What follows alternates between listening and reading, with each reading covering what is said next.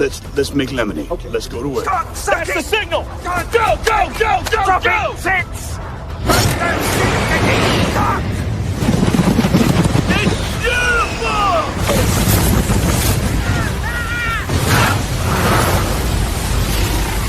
Mother Nature just pissed her pants, dude! Start your day with a jolt of energy and no-holds-barred opinions. This is The Rush, where Travis Justice and Ross Peterson bring you bold, unfiltered, and uncensored takes on sports, life, and everything in between. Buckle up and let's go.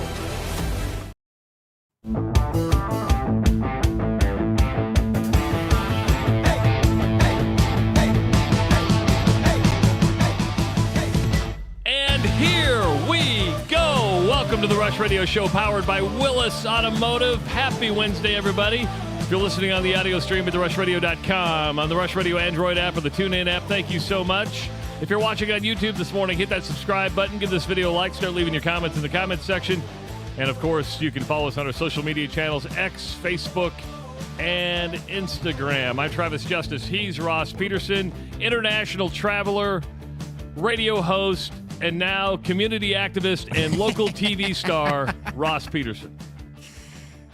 When they ask me, dude, that when the TV cameras come up to you, they say, "Hey, we need you." First of all, they literally ask you, "How do you want us to list you?" And I literally said, "How about just Des Moines resident?" And I think the kid said, "A community activist?" No. Sure. I'm a community activist. Sure, I'm active in the community. That's for sure. I was on Channel 8 and Channel 13 last night. Look at How about you. That? Yeah. Look at you. Turns out when there's 7 people at a meeting, not many of them are willing to stand up in front of a camera and share their opinions. And of the 7 people that were there, I think 5 were basically opposed to the just from the tone of the questions. But none of them wanted to talk in front of the camera, and I wanted to make sure that people knew that there was a reason that I'm still supporting the no vote on November 4th. Dude, we're talking to about 13 people right now that care about this. I swear to God. And I learned that. I thought this was something that people would care about. Going to these meetings, I found out that on Saturday, the first time they had one, 5 people showed up on the east side of town. 5.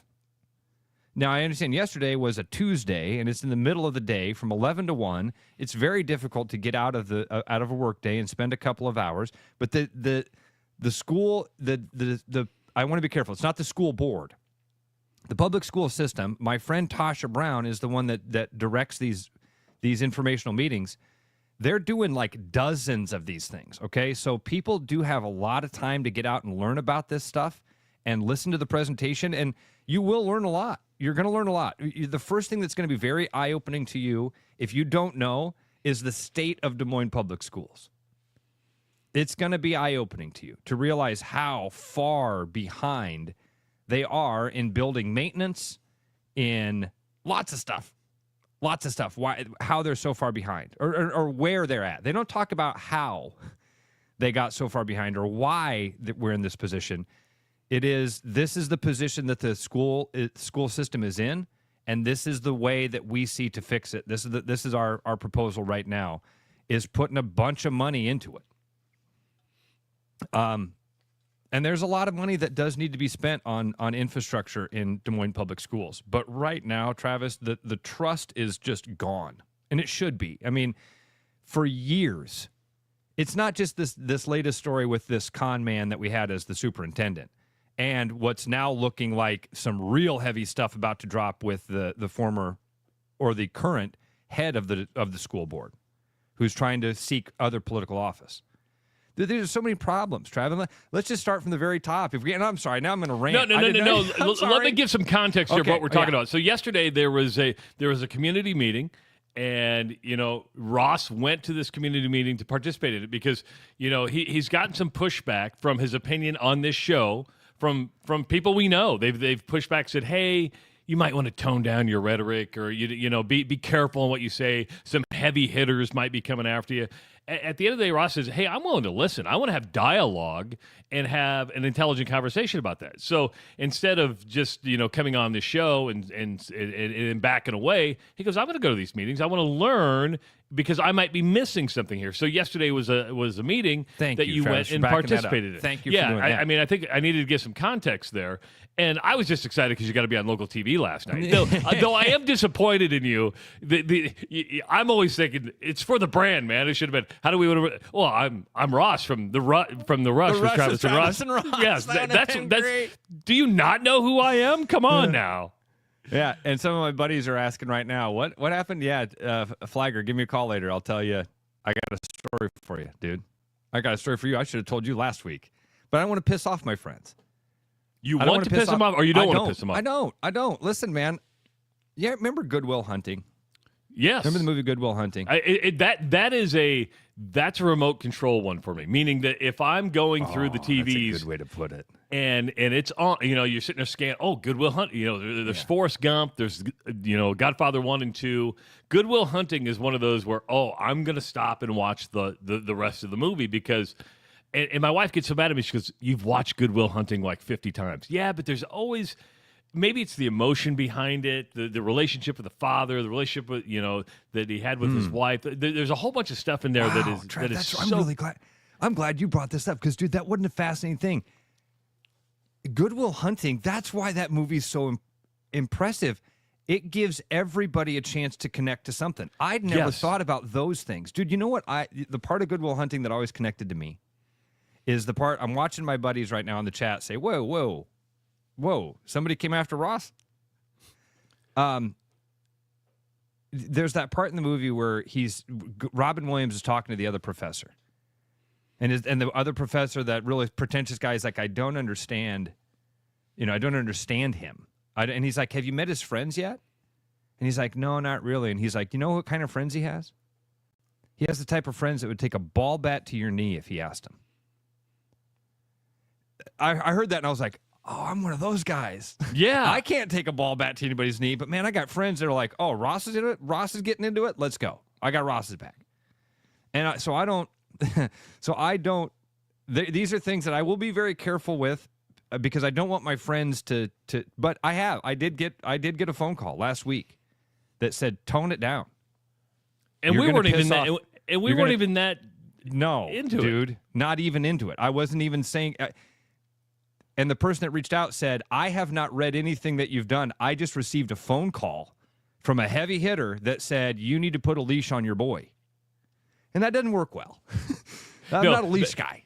Yeah, because you're a pit bull. You're a pit bull that let me off the. Once you hear, hey, put a leash on me, I went off the leash. That's exactly. That's when I start barking louder. Yes. And so that's exactly what I did. I said, okay, well then let's learn. Let's figure this out. Let's talk about it. And you know what they didn't want to do? You know what those heavy hitters didn't want to do? They didn't want to talk. Talk about it. They were given my phone number. They were told, hey, he's a good dude. You can chat with him. And I told people also, tell them I'm an idiot. Remind them I'm a DMAC dropout. If they've got all the smarts and all the brains and all the information, convince me. Come to me and say, hey, here's what we're doing and here's why we're doing it and here's what you don't know, and then I will be a champion for you and your cause. That doesn't happen. That phone has not rang one time with one of those people to say, hey, Ross, there's information that you don't know. And so I went out and sought out the information. I've talked to one of the members of Amos, which is a group of citizens that for years have been diving into public school funding. I went to the meeting yesterday to try to get a real hands-on experience with what this bond referendum is going to be doing, what their plan is for the future of DMPS. And there's a lot of things, Trav, like it's a giant system. And so it is hard right now. You've got really great people fighting to do what they think is right and fighting. They've been fighting for a long time against this system that we all hate, against this system that's crumbling. They've been fighting for a long time.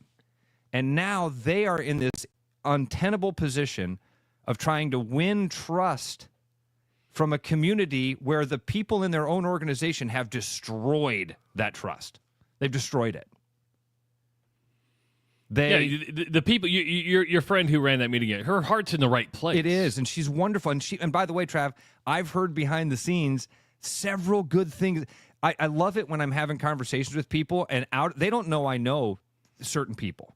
Yeah. My favorite thing is that my network is vast and people don't know how vast it is. And so then you get behind the scenes information. And the behind the scenes information I get is your friends are fighting a good fight. And so I take that to them. I go to them and I pull them aside and I go, hey, you're doing everything right. People are noticing. Keep it up. Keep it up. Even when I'm on the other side of their argument, even when I'm telling people, hey, vote no for this thing that they're pushing for, I still want to maintain those relationships and have this conversation of, hey, we might disagree on this thing, but my heart's in the right place and I know your heart's in the right place. Let's figure this thing out. And then there are the people that say, no, if you don't agree with me, I want nothing to do with you. I don't want to talk to you. I just want to tell other people how stupid you are, how evil you are, how dumb you are, how you're ignorant. And then you say why? They're like, exactly. Whoa. Show me. Just show me. That's all I just want to know the information. Well, you can't. I'm not going to share the information with you. Okay, well, then I'm just here to tell you, I'm willing to have the conversation.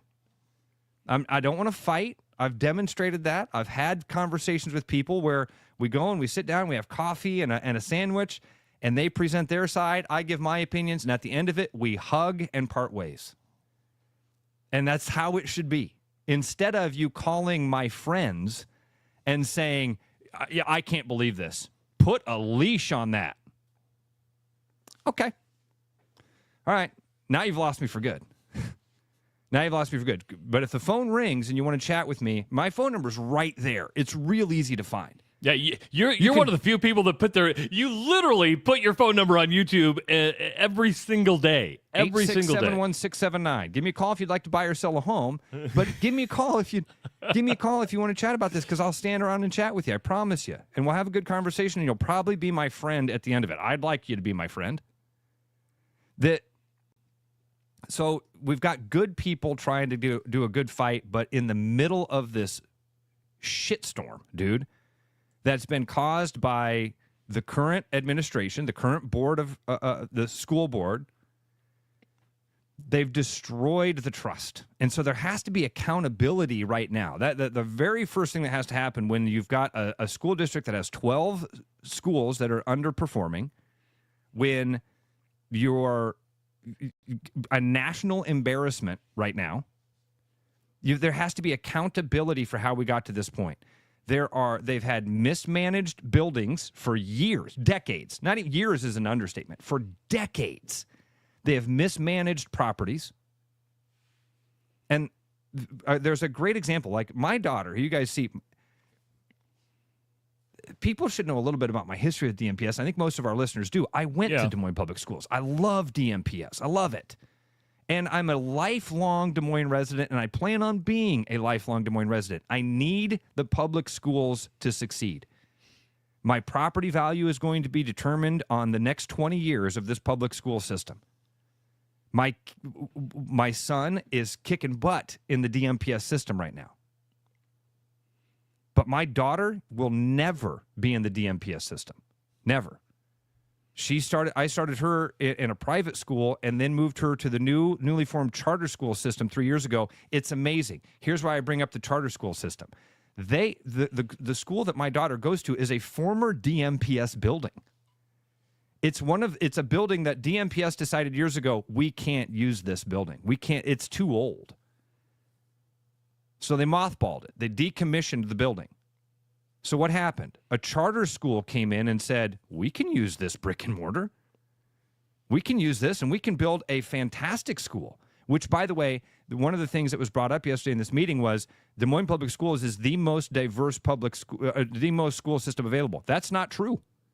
My daughter goes to school with more people of color now than she did when she was in DMPS, and she's getting a better education than she was. She's on the coding team. She was on the coding team in second grade. They were making apps. The technology in that building is fantastic. They've lapped DMPS out of the gate with this charter school system. I went down and toured Des Moines Prep. And again, I'm trying to learn as much as I can, man. So I went down and toured Des Moines Prep, the new high school downtown. Mind-blowing what they've done.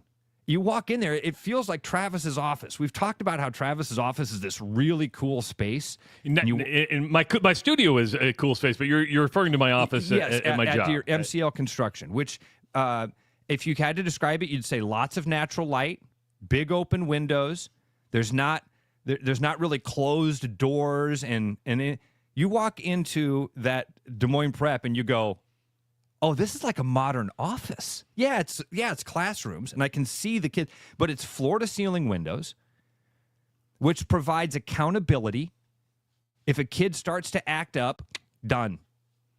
Not done. We're going to move you out of the classroom, and we're going to figure this out. So in DMPS, man, if you asked me, what are the solutions that have to happen? Number one, you've got to let teachers start controlling their classrooms again.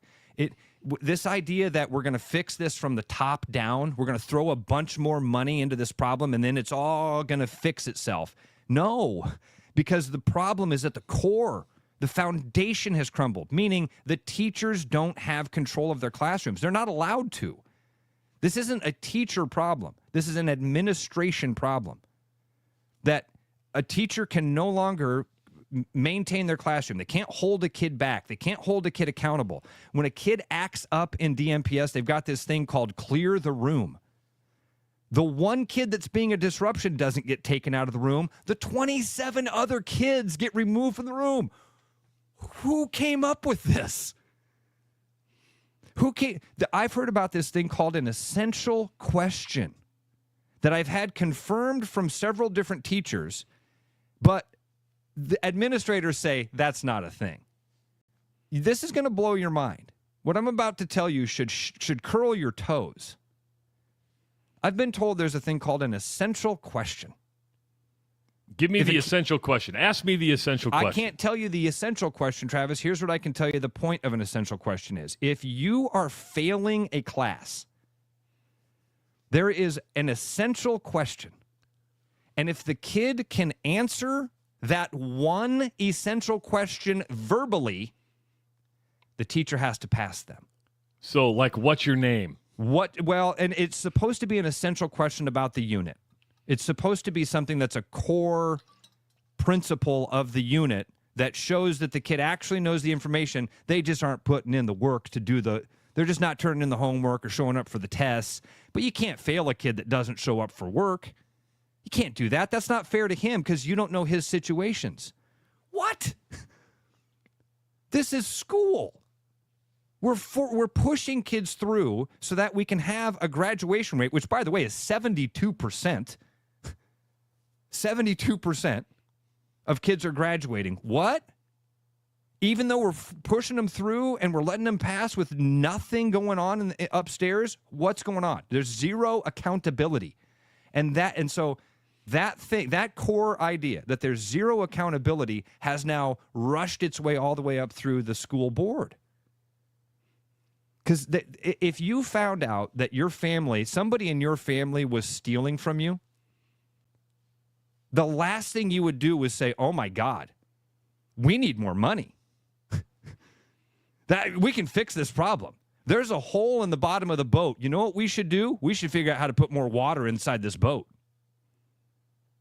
No, you'd say, hold on. We got to stop the flow. We got to fix the hole. And once we fix the hole, then we can start to. So there has to be accountability for where you're at. You got to know where you're at, why you got there, and how do we get out of that.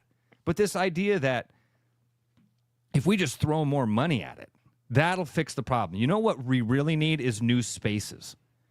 Okay, so then what about these 5 or 7 or 10 buildings or 11, if it doesn't pass, that are going to be shut down? What happens to that real estate? Because there's real value in this real estate. Probably more value than the bond's worth. I mean, so what's the plan? Because again, I can point to a school that this same group of people said, we can't use this building anymore. It's way past its usable time. Well, some private organizations came in. They injected not a lot of money. Again, I've walked through it every day. It's the same brick and mortar. It's got the same pictures up from the 1972 class of Franklin Junior High. So how, and my suggestion yesterday was, why don't we look at that system? Why don't we look at the what they've done with Franklin Junior High, turned that into a successful elementary school that frankly is pulling kids from DMPS. They're the release valve right now. The kids that there's so many things happening. They tell you that the enrollment is dropping rapidly. They're losing to kids to the suburbs. They're losing kids to charter schools. Enrollment is dropping. But they also have an overflow problem, Travis.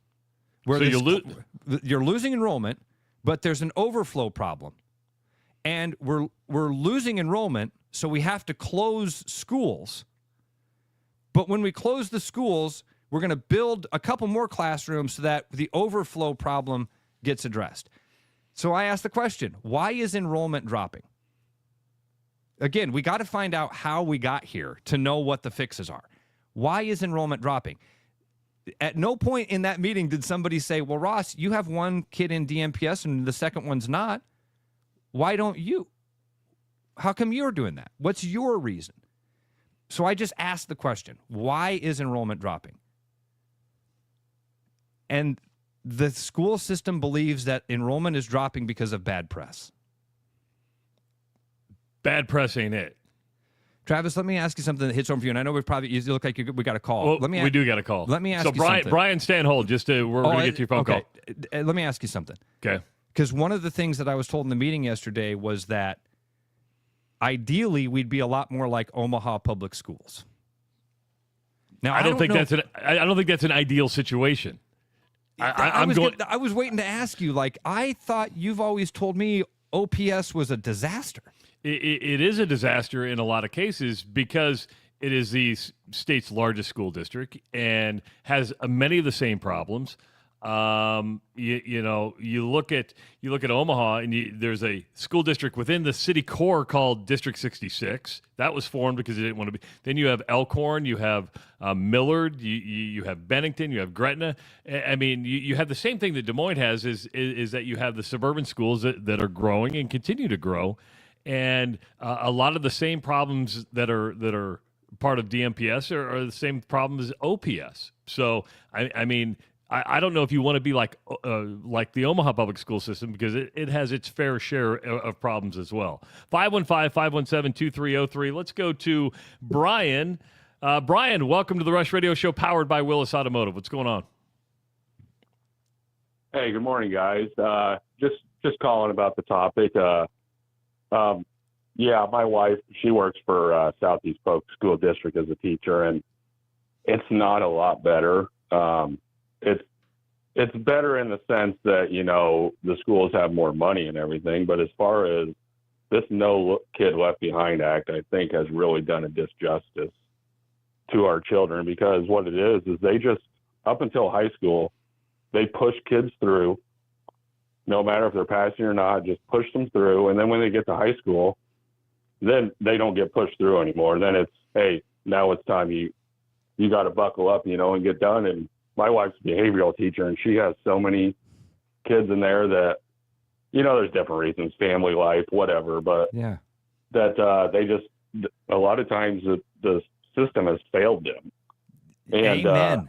And a lot of it too is parents. Yes. It's a combination of things. It's parents, it's administration. There's a Brian, lot of you're nailing it. Number one thing, Brian, is parents. You're absolutely right. I blame the administration a lot, and I go after that a lot because it has been mismanaged in my mind for a long time. But the number one thing, absolutely, you can get a great education at DMPS, great education in DMPS. The parents are the number one factor.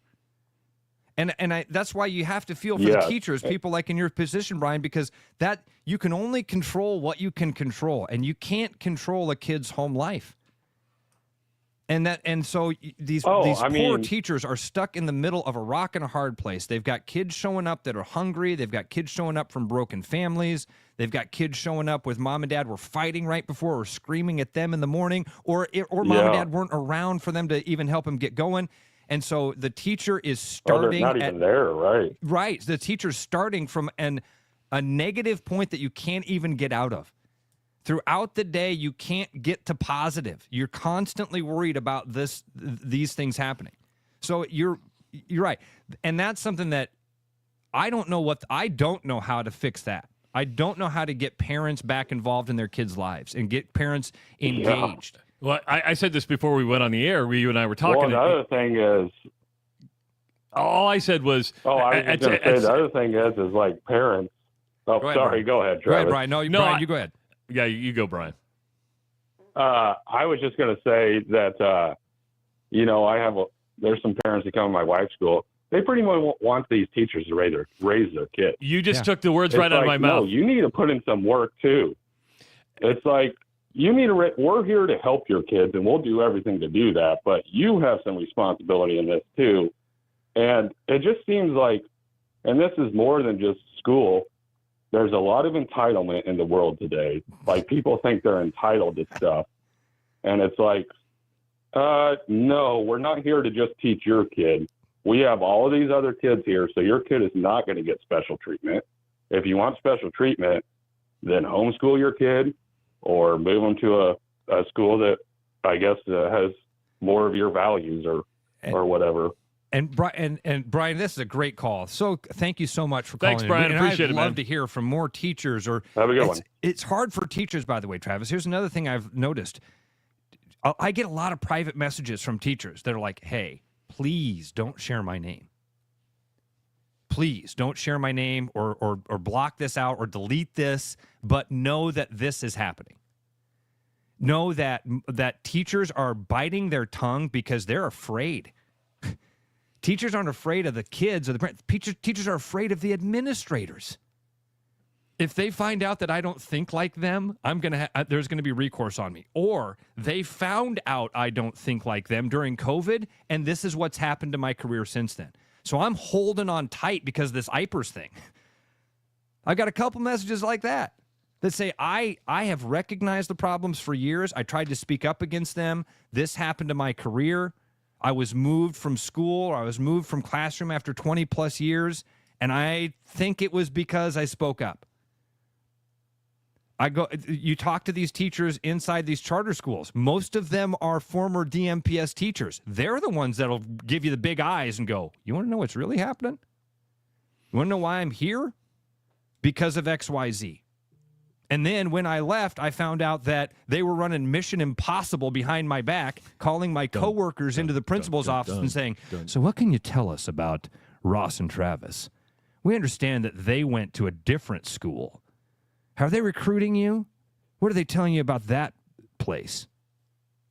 How about you worry about you? How about you fix your problems? Worry about the stick in your eye before you worry about somebody else's, right? You know, and Brian took the words right out of my mouth. I was going to say before, at some point in history, it got to the point where parents thought the schools should raise their kids and not the parents. It's a two-way street when it comes to education, because a lot of the education takes place right in your own house. Yes, but that's where that's the foundation. You're right. Ross Peterson, local TV community activist. You saw him on Channel 8 and 13 yesterday.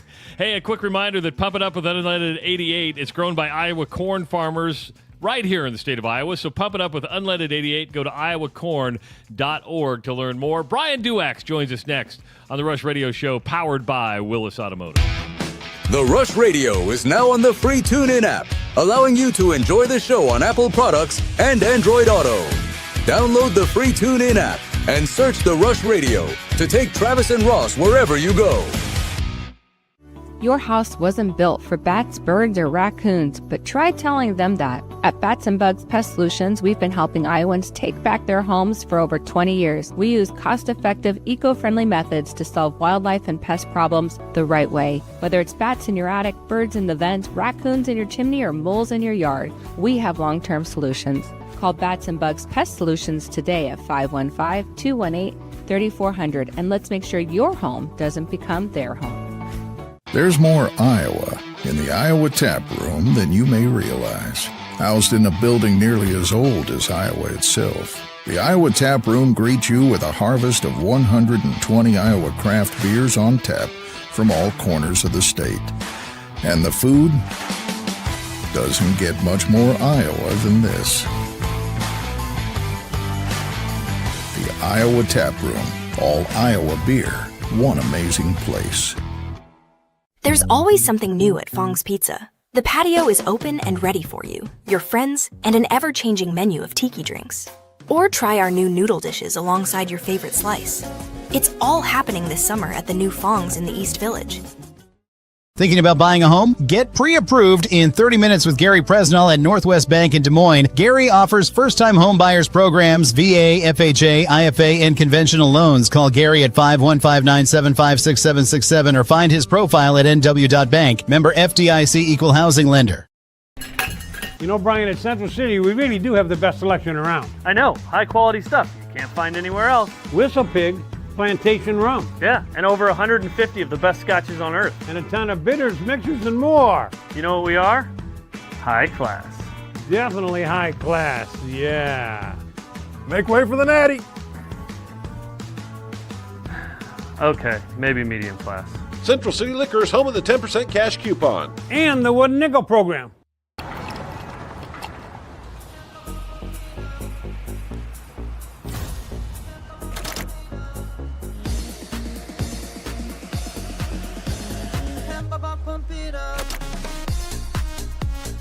A fuel choice that even rivals can agree on? Now that's worth the hype. Cheaper, cleaner, and homegrown. Pump it up with unleaded 88.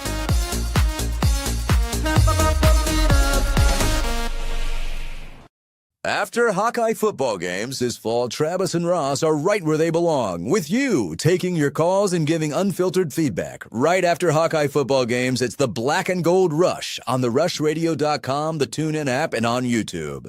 This is Darcy at Willis Chevrolet. When's the last time that you got new tires? From now till the end of November, we are offering buy 3 tires, get 1 for $1. Our extreme savings.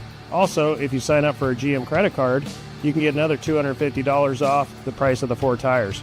So it's a win-win. Give us a call today and we can price you a set of 4, or visit us online to set up an appointment at willischevy.com.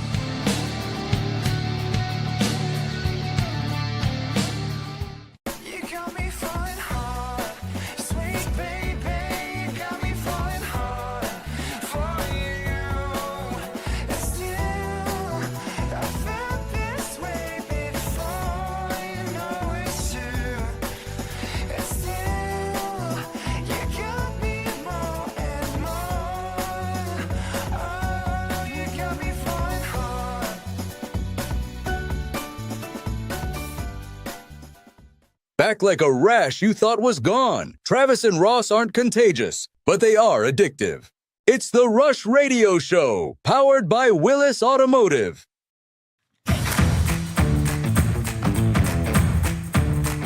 Welcome back to the Rush Radio Show, powered by Willis Automotive. Hell of a start to the morning already. Yesterday we talked about the decision part 2 from LeBron James. You nailed it. I said it's going to be one of 3 things. And I took it from an article of somebody else that guessed it, but I'll take credit for it, in that he was either going to announce his announcement, Amazon Prime Day, or it was going to be a marketing opportunity. Well, it was the marketing opportunity. And influencer marketing is a big deal. And when you can get somebody like LeBron James to promote your product, that goes a long ways. It kind of mocked his original decision to go to South Beach, used kind of the same format.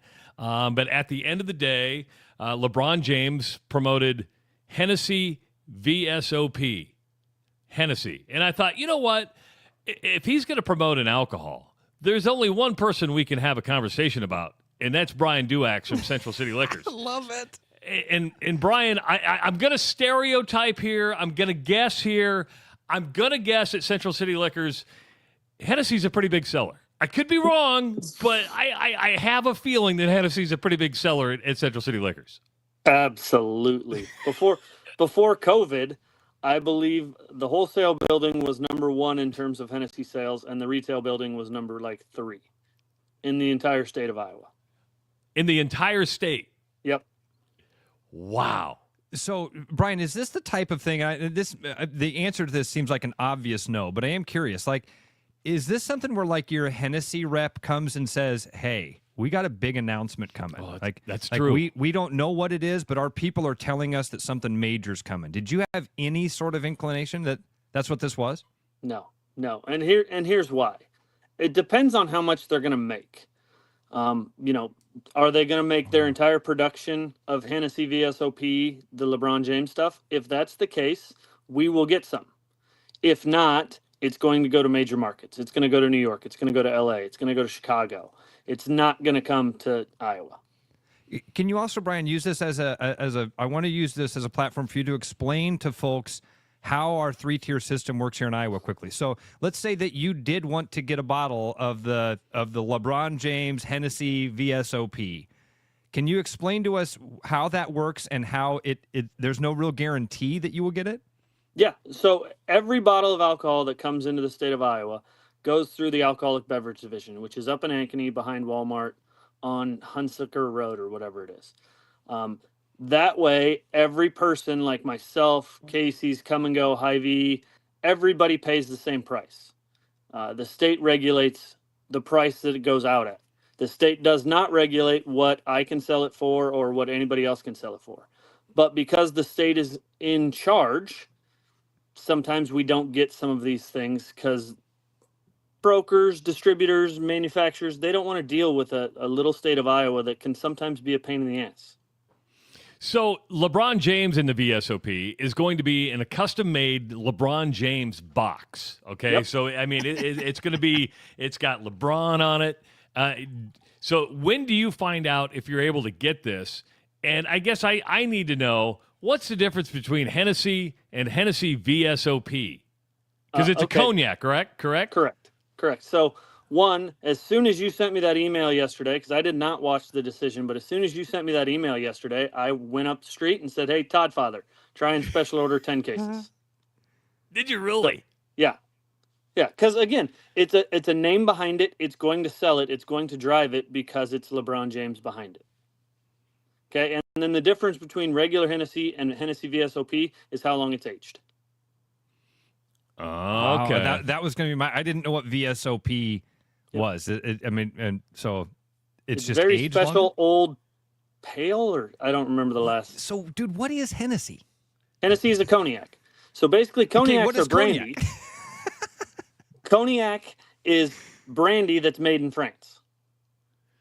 Well, I like brandy. Layman's terms. So if you like brandy, you'll like Hennessy.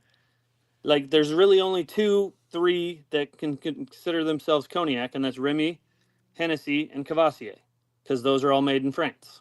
The French got to be pretentious, don't they? The French always have to say, well, you could call yours brandy. We're going to call ours cognac. There you go. I mean, that's what they're Don't doing. they do this all over Europe? Don't Yes. they do it all over Europe? Yes. I mean, champagne has to come from France, or it's sparkling wine. Scotch. Yeah, it has to come from Scotland. But we do it too. To be bourbon, it's got to come from America. There you go. And it used to be, 20 years ago, if it was bourbon, it had to come from Kentucky, right? I Correct. mean, even though you could say it was bourbon, it was like, well, it's not bourbon if it's not from Kentucky, because it's Kentucky water that really makes this bourbon. Correct. But with the exception of Jack Daniels, who's been around forever, and they're Tennessee. But is that a bourbon, or I thought that was a rye? It's a whiskey, but they all drink the same. Yes. So whether it's a bourbon or whether it's a whiskey, they all drink the same. Yeah, Jim Beam tastes a little different to me. I Beam and Jack don't quite taste the same as Maker's Mark or Knob Creek. So Brian, back to the 3-tiered system. Jay asked a question: Is that all alcohol and liquor that goes through that? Every drop of alcohol that comes into the state of Iowa has to go through that clearinghouse, essentially? It's not alcohol. So no beer has to go through the Iowa ABD. Okay. Beer goes through Dole Distributing, or now Keg One, what used to be Iowa Beverage. Wine, same thing, goes through Johnson Brothers or Glazier. Any alcohol, meaning any spirit, not beer, not wine, any spirit has to go through the ABD. Correct. Okay. So what you're saying, because you went and told the Todd father, hey, try to get 10 cases. Yep. You are confirming that even though we think it's corny what LeBron James did, I mean, it's smart on Hennessy's part. I mean, it's great marketing. That will sell for you. I mean, if you put those 100%. boxes. 100%. I mean, it's no different than George Clooney with Casamigos. It's no different with Snoop with Still Gin. The list goes on and on. It's becoming kind of a trend for actors, athletes, whoever, to get themselves tied in with some alcohol distribution, some alcohol company, and it drives sales. It will. 1,000%. It'll probably get new people to try Hennessy VSOP just because LeBron James's name is on it. Honestly, dude, just you telling me that it's a brandy, I'm like, oh, I know I'd like Hennessy. Yeah, Cognac's good. Cognac's really good. It's smooth. I'm wondering, Brian, because you were wondering about the big markets. Wouldn't you think if you're going to do a national campaign like they did yesterday? I mean, they built that up for a couple days, that they've produced quite a bit of this. I mean, what do you think your odds are of getting so? I would assume you're right, but you never know. Like a perfect example is Blazing Fireball Apple just came into Iowa market. They used it. It was produced probably a year and a half ago, and they did 3 or 4 test markets to see if it was going to do anything before they went nationwide. What? So, Fireball Apple? Yep. Now, Fireball's not a whiskey, sense. Right? Cinnamon and apple? Because I would Fireball call it schnapps more than a whiskey. But didn't Fireball get in trouble because they called it a whiskey and they finally said, "Hey, you're not a whiskey"? So they had 2 different types. Yeah, they had the stuff. The little shooters were basically schnapps, so it was lower proof, and then the other one, they did get themselves into a little bit of trouble. Wow. I mean, this is. I mean, as soon as I saw this, you literally were the first person I thought of, and I got. I'm like, I'm gonna email Brian and say we've got to talk about this because a lot of people probably don't know what Hennessy is, and then I called Ross, said, hey, we're gonna have Brian on tomorrow, and I'm assuming he sells a lot of Hennessy. Yeah. I didn't even know that the announcer. I did not watch it at all. Had no idea until Travis called me and he's like, "Did you see the announcement?" And I literally was like, "No, where's he going?" He goes, "Dude, remember I said it was going to be one of 3 things? It was the 3rd thing." Yeah. Well, I mean, this is a great topic, but I'm sorry to interrupt your rant, Ross. Like, you were on one this morning. I like it, buddy. I've been on one for a while, Brian. I have, and I don't want to.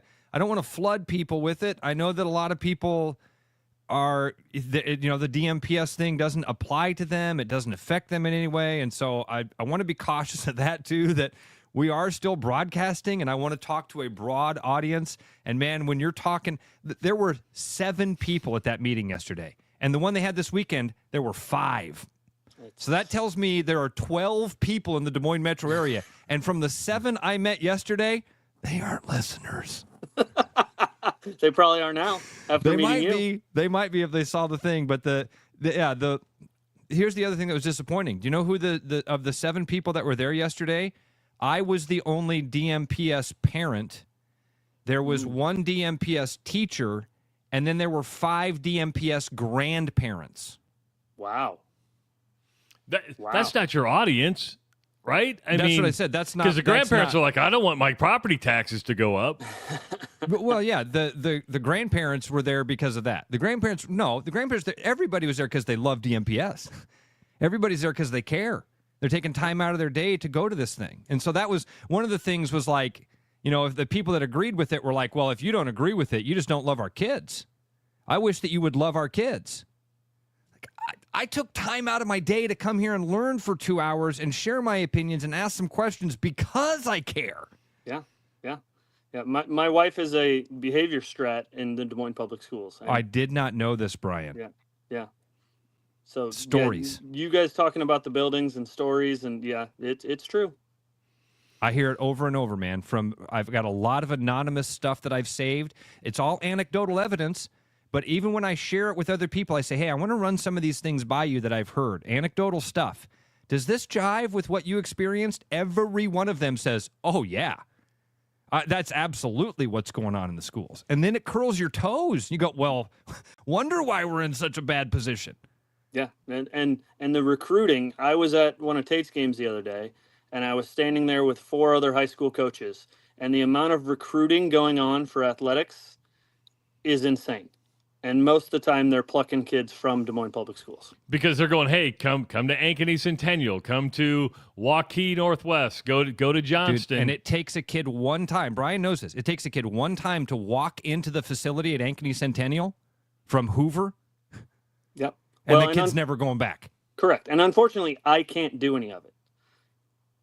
Ankeny Centennial is one of 2, I believe, schools in the entire state of Iowa that will not allow open enrollment. So really? I'm just sitting there, Travis, observing. Do you know why? It's the only district in the state that you can't open enroll to right now. Do you know why? Nope, not correct, full? Russ. Oh, I'm sorry. That's not? You can open enroll to Ankeny. You cannot open enroll to Centennial. The Ankeny, the north side of Ankeny. You cannot open enroll to the north side of Ankeny. Is that because you're full? No. That's not why? No. It's you'd have to ask the school district in Ankeny why, but I believe it's because they see the growth in the community is going north, and they don't want the 2 schools to be completely off skew in terms of enrollment. That makes sense. Yeah, I think it's a numbers thing. I mean, that's probably the right way to say it. Whether it's overpopulation or whatever, it's a numbers thing that they on the north side have said, we can't allow this right now because we're just going to have so much community growth, and we're already at capacity. Again, obviously not at capacity, but I think it's a numbers thing. Yep, because we have a bond coming too November 4th as well, Ross. Really? About doing some changes to schools and some things that I'm in favor of some of it, and I'm not in favor of others of it. But But do you love the kids? But do you love the kids? I do. Why do you think I've coached soccer for 20 plus years? It's not because of the pay. Hey, Brian, I saw this thing the other day, and Kyle wants me to bring this up. Kyle, thanks for bringing this up because it was outside of my brain right now. Do you know about this Guy Fieri tequila heist that's happened? I saw about it. I read about it the other day. Yeah. 24,000 bottles of tequila. Travis, do you hear about this? Yeah, and I saw them, and it was like stuff that was and if people want to know why, like a 20-year-old wine or let's use a Scotch, a Macallan 25, right? Yep. It costs so much more money because it ages longer, because it has to sit in the barrel for so long, so then it's a premium price. Brunello di Montalcino would be a good example from a wine perspective, because it sits in the barrel for 3 to 5 years. Well, we're going to charge a premium for that. He said that he had stuff that was aged up to 3 to 4 years. Yep. And it was like $1 million or several $1 million worth of alcohol gone. Well, absolutely. And me and the alcoholic beverage division driver were talking about this yesterday morning. And I told him there's a show on Netflix. I think it's called The Heist. And it was back before the bourbon boom. You want to talk about guys that were clever and stealing stuff? Go watch that one, because like Turkey and Pappy Van Winkle and a lot of stuff used to disappear from those distilleries. The Heist is really good. All Brian, I think about is the opening scene of Beverly Hills Cop 1 when they're stealing the Marlboros, when they're stealing all the Marlboros out of the cigarette truck. Great memory track. To get so they're not tax stamped already, right? Yep. They're like the black market Marlboros. Yep. Before we let you go, Brian, an update on the Rush Radio Maker's Mark bottles, and I believe all the Knob Creek bottles are gone now. Correct. Although Knob is gone, the Makers is coming. I'm expecting it probably late November, early December, if we're lucky. We did just get one last week, the Penelope that you guys didn't sample but smelled, the creme brulee finish. Just dropped last week. That one's going out. And then, the selection at Central City is never ending. Just come on down and check us out. I think we learned a lesson, though. I think we need to have like a bottle signing day that Ross and I just go sign every bottle, because apparently people want signed bottles. This is my from least us. favorite thing. I know. Well, you're a local signing autographs. It adds to the value as it sits on your trophy case, sitting up there on your shelf. for everybody to see. It adds value, whether you want to believe it or not, Ross. I'll give you a certificate of authenticity too. Oh, that would be cool. Yeah, we could make those up. I could make a couple and say, hey, and then it would really feel like Tommy Boy. That's got a certificate of authentication. That means it's a certified piece of shit.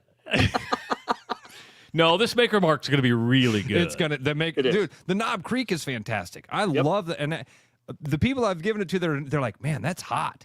That is hot. I go, yeah, but it's really, really good. Yeah, it's 126 proof. It's so good. Of course, it's hot. So the Maker's Mark, dude, the process we went through for that, Brian, that was such a cool experience.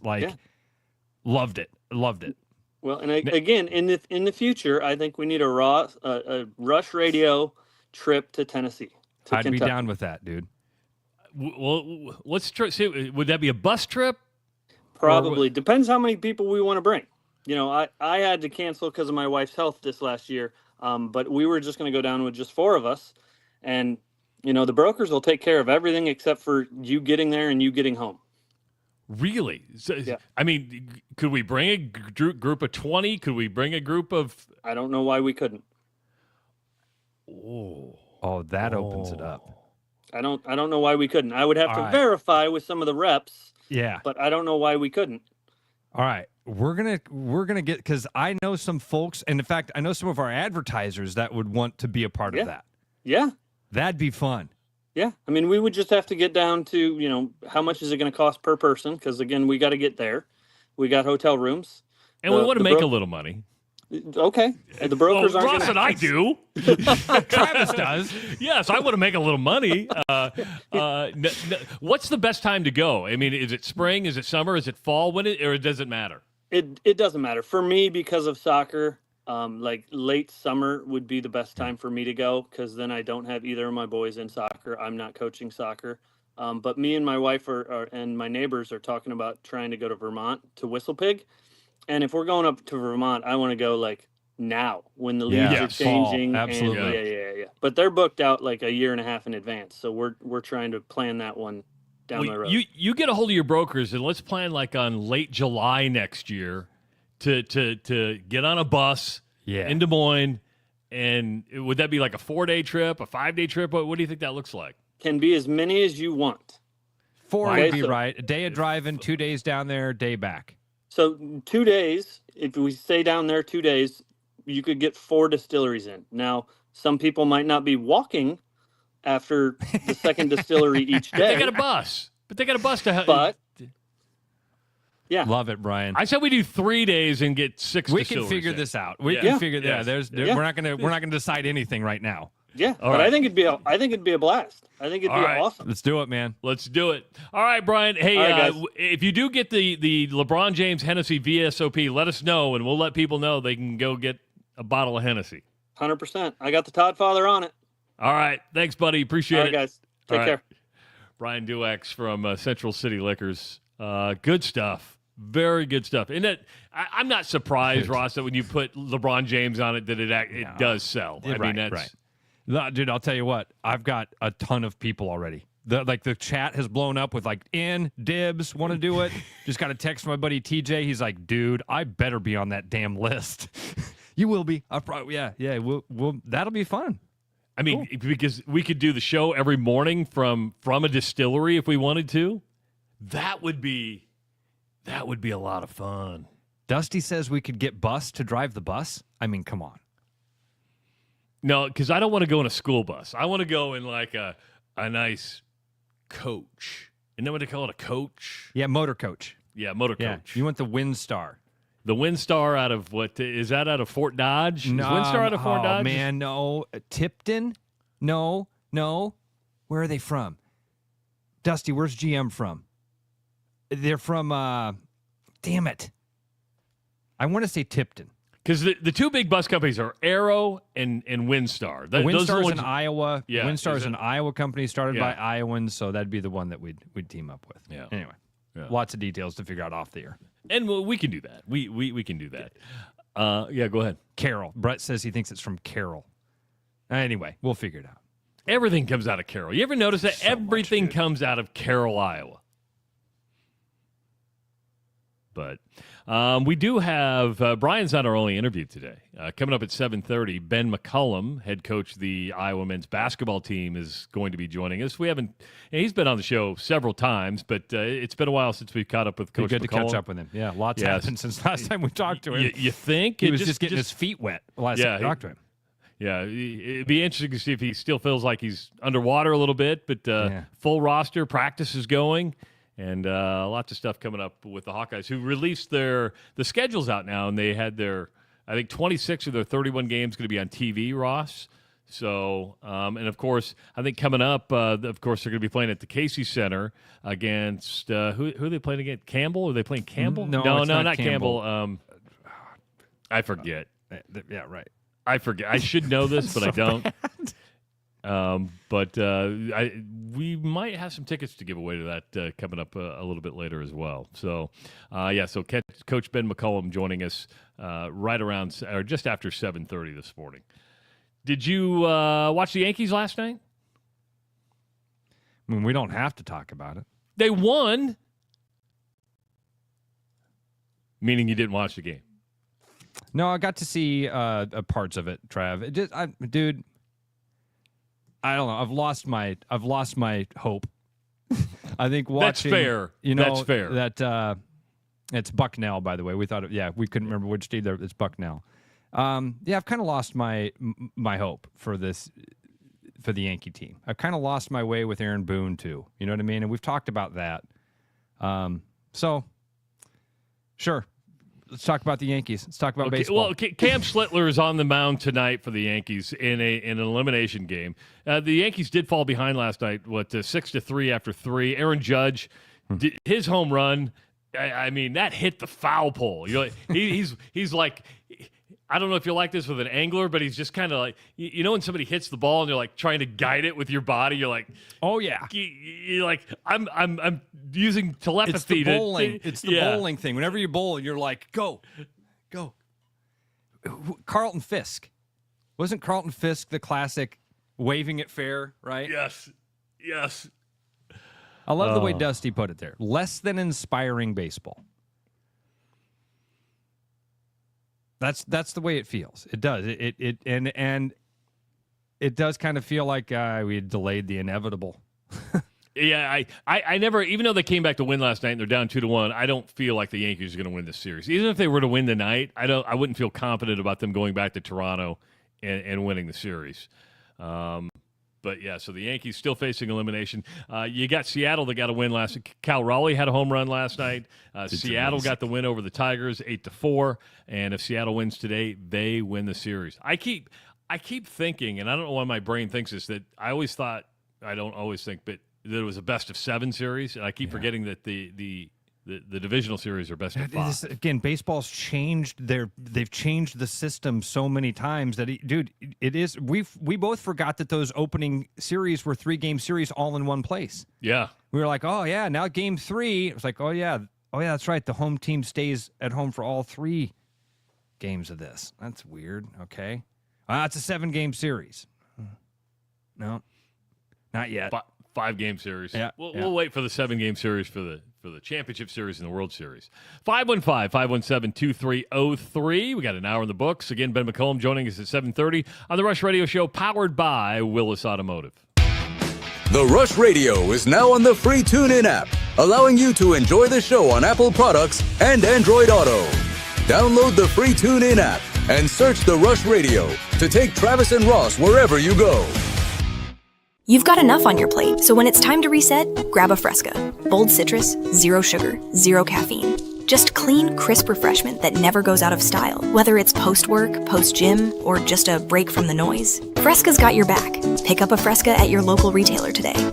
Your house wasn't built for bats, birds, or raccoons, but try telling them that. At Bats and Bugs Pest Solutions, we've been helping Iowans take back their homes for over 20 years. We use cost-effective, eco-friendly methods to solve wildlife and pest problems the right way. Whether it's bats in your attic, birds in the vent, raccoons in your chimney, or moles in your yard, we have long-term solutions.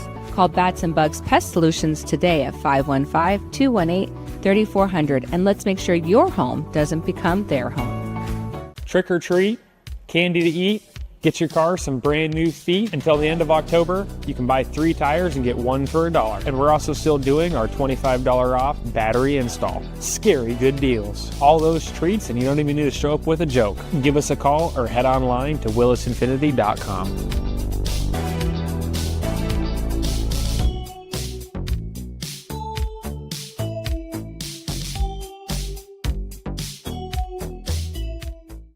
After Hawkeye football games this fall, Travis and Ross are right where they belong, with you taking your calls and giving unfiltered feedback. Right after Hawkeye football games, it's the Black and Gold Rush on therushradio.com, the TuneIn app, and on YouTube.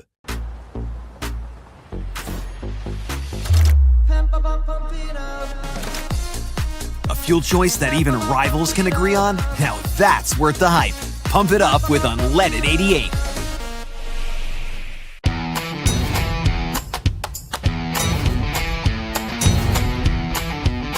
The largest selection of German beer in the world? You'll find it at the Hessen House. From Doppelbocks to Oktoberfest to Hefeweizens and Dunkels. There's no passport needed for the deliciously different beer and food at the Hessen House. So grab your friends and make it a fun night out.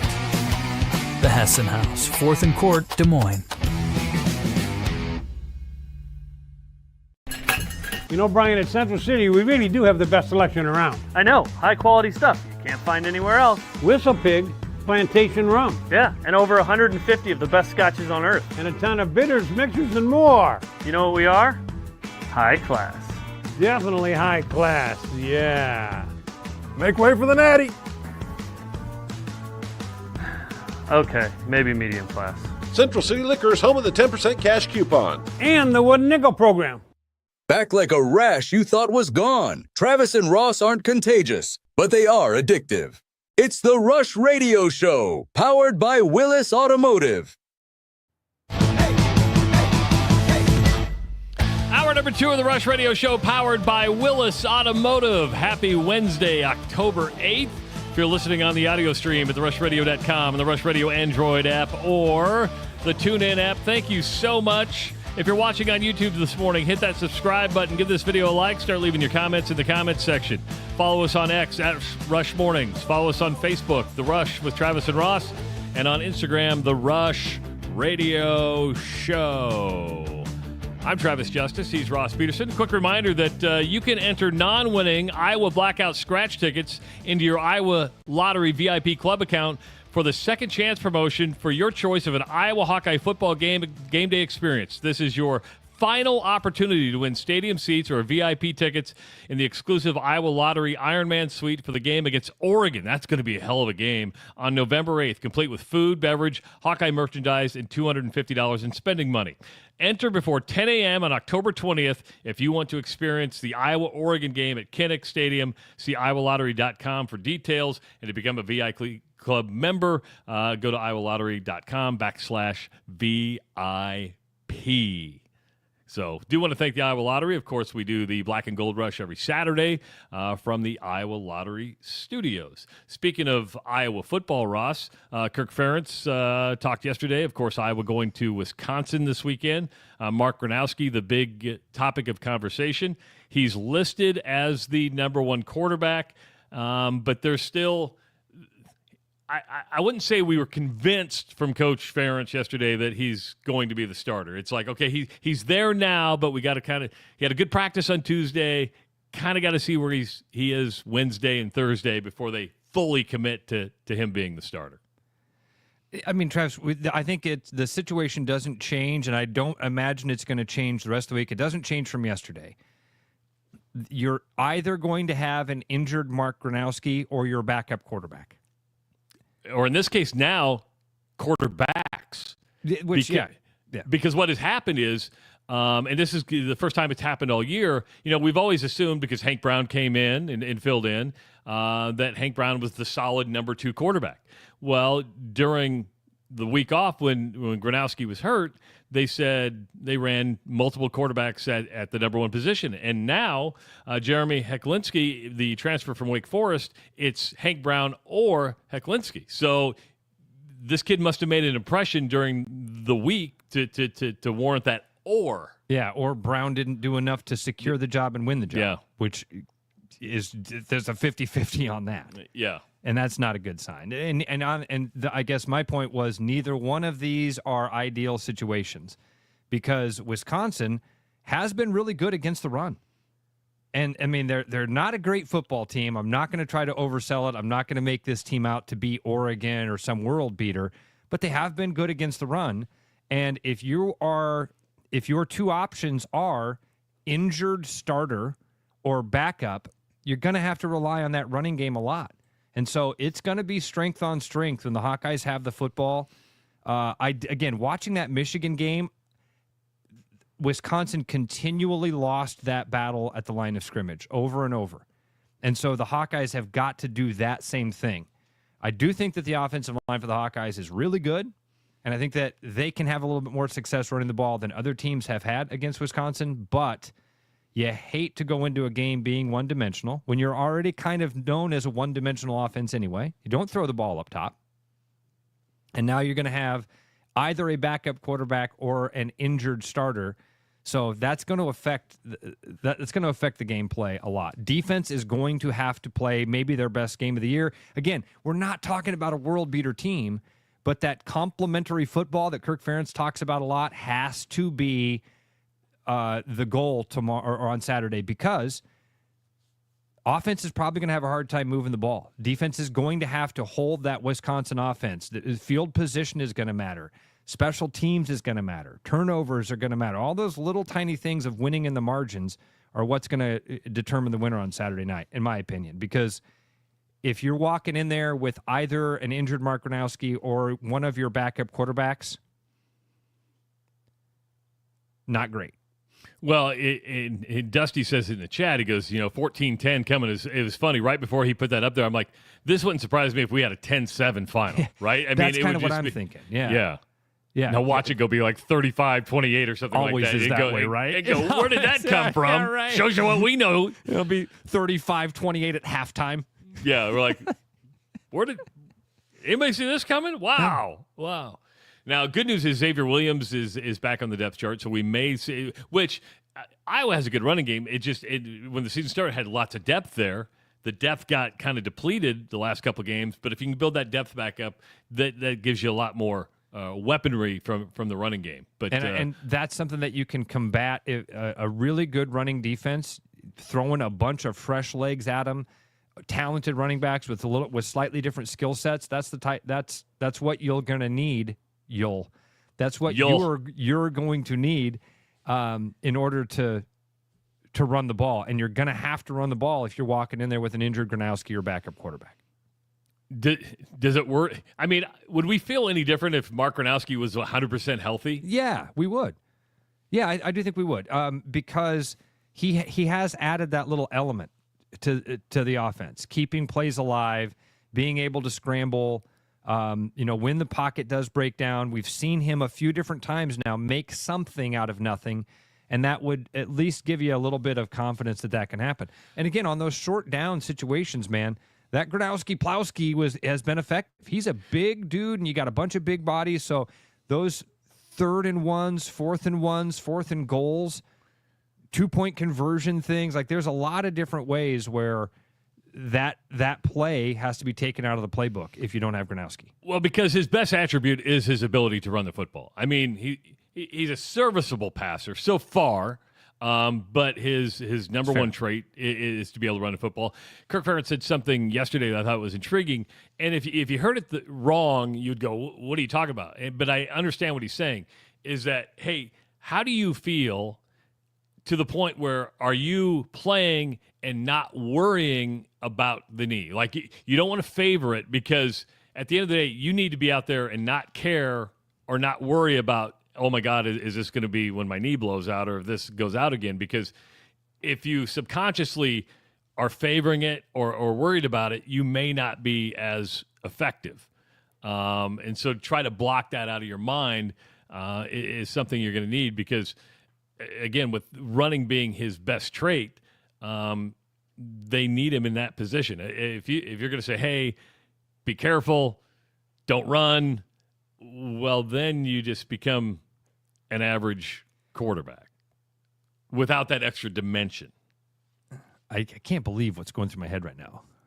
Okay, What's going through your head? I never want to be a guy that puts somebody's health in behind winning a football game. Okay, I think that the most important thing should be is Mark Gronowski healthy, and if he's healthy, then he can play, and if he's not, then he probably shouldn't play. But what if you're right in that are you hurt or are you injured category? Here's my point. What are you saving him for? If he's at 75% and you're having that thought of like, man, we could run him out there and we're a better team, but for his sake, we need to keep him healthy. He's not coming back next year. Is it more important to try to play your cards and win this Wisconsin game? Again, I can't believe it's going through my head because my instant reaction to it is no, get the guy healthy. His health is way more important than this one football game. But what if you're right in that teeter-totter thing? And I know what you're saying there. And I think that's what Kirk Ferentz is trying to say. Listen, we can teeter-totter, but if you don't feel 100% comfortable that you can go out and play as if nothing's wrong, then you're going to hurt the team by being. Then out you're going to hurt the team by hurt being yourself, out there. Hurt it long term. You just answered the question. Yeah. Thank you. Yeah. I don't know why that stupid thought ran through my head there. Thank you. I don't think it's a stupid thought. It went against all my instincts, but but the thought was there, so I thought I'd share it. I'm glad you're right. You're right. You look at it and you go, nope. We still got Penn State. We still got Oregon. We still got USC. We still got Nebraska. We got some really tough games coming down the pipeline at us. And by the way, maybe you can beat Wisconsin without him. I don't think, like, I don't run that scenario through my head of Hank Brown being the starting quarterback and go, well, lose that game. I run it through my head and go, it makes it a little more difficult. Well, you brought up a good point. Can Iowa beat Wisconsin without Mark Gronowski? The answer to that is yes. Yes, you're right. Going to take a lot. Going to take a really good defensive performance. Going to take Hank Brown's going to have to play well, or whoever quarterback X is going to have to play well. Yeah. Defense going to have to play good. Running game's going to have to be real strong. Because you can go, well, can we beat Oregon without Mark Gronowski? No, because you can't beat him with him. So surprise us. I love it. Surprise us. It'd be great. Yeah, I mean, no and no. That's the way I look at that. Matt Campbell also talking about the game with Colorado. Carson Hansen, kind of the big situation. Of course, he didn't play most of the game against Cincinnati. He has a concussion, and he's the first injury reports are supposed to come out today. They still call him questionable. It must be a hell of a concussion, right? I mean, you get your bell rung like that, and you 3 days later is still like, still a little bit iffy. That's a pretty good blow to the head. I think you said it right, dude. It's a bell ringing, that's for sure, man. Yeah. When you're this far away from it, and it's not like, oh yeah, just a little stinger. That's going to have some, I don't know, lingering effects somewhere, right? And Conrady's still going to be out from the kicking standpoint, so and they said he's going to be out at least through the bye week. So don't expect him to come back until the bye week. After the bye week, he started to kick again in practice, but still not 100% and ready to kick in games. So that's kind of a down point for Iowa State. And when you say after the bye week, I just want to be clear. That's after BYU. I believe right? so. I don't have the dates in front of me right now. I just have their schedule. But I remember it was 4 bye week, 4 bye week, 4 for them. They had 4 game seasons. And this one, you're halfway through the second 4 game stretch. Okay. Play Colorado this weekend. A game they should win. If they don't give up 31 points in the first half like they did last week against Cincinnati, this is very much a winnable game for Iowa State on the road. I am surprised by this spread. Because I'm with you. I thought that you had. I haven't looked at the spread. What is it? Take a guess, because I would have guessed this to be a 5-6 point game. Vegas says 2.5. Really? That does surprise me. Iowa State favored, but only by 2.5. I'm kind of shocked by that. I thought that it would be Yeah, in that 4-5 range. I think I'm going to bet Iowa State. I might, get the app up and bet Iowa State on that one. The NCAA is now a step closer. It just needs final approval on the portal window situation. This has been a much talked about. It's gone through like 3 different committees. They met yesterday to finalize everything. It's supposed to get its stamp of approval today, which will shorten the transfer portal window. Right now, Ross, when it goes to final approval today, the transfer portal will no longer open up in early December. It will be moved from January 2nd to January 16th. So you got a 15-day window. If your team participates in the college football playoff, which goes beyond January 12th, you get an extra 5 days after your final game to get into the portal. Here's one that surprised me, and I guess maybe I wasn't paying attention, or I didn't pay attention that closely. I thought I was following it fairly closely because it gets rid of the spring portal window, which coaches complained about, that you would get through spring and people would go, and you're like, okay, now I got to go find a bunch of people for the fall. And I understand that, right? Yes. The big change, and I've had to kind of, at first like, what? And then I had to kind of go, okay, this makes sense. Right now, if your coach gets fired, so if we're talking Arkansas, we're talking Virginia Tech, we're talking Oklahoma State, you were talking UCLA, as soon as that coach was fired, those players had a 30-day window to get right into the transfer portal and say, hey, coach is gone, we're gone. They've changed the rule now. You can still enter the transfer portal if your coach gets fired or leaves. However, you cannot enter the transfer portal until 15 days after the new coach is hired.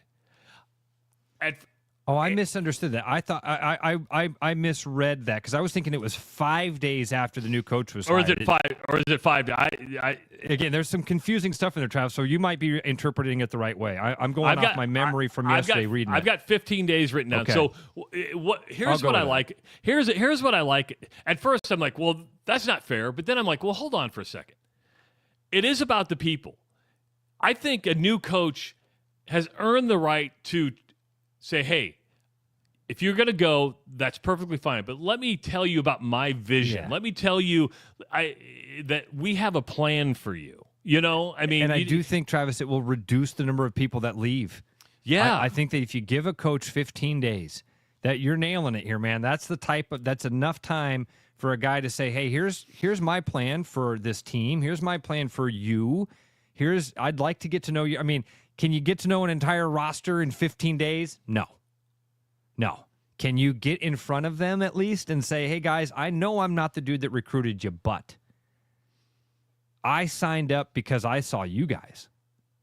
I saw this roster, and I said, I can win here, or whatever that looks like. I love this idea, and I do think that this is the type of thing that will slow down the because we're human beings. Flow. We make a reaction. If your coach gets fired, hey, that's a guy I came in with. Yeah. Screw this. I'm out of here too. And then you don't get that cooling off period. You don't get to meet somebody and go, okay, you can still go. I mean, Ben McCollum's going to be honest in about 10 minutes. When he first got the Iowa job, he did his best to keep the people around he wanted to keep around. Some left, some stayed.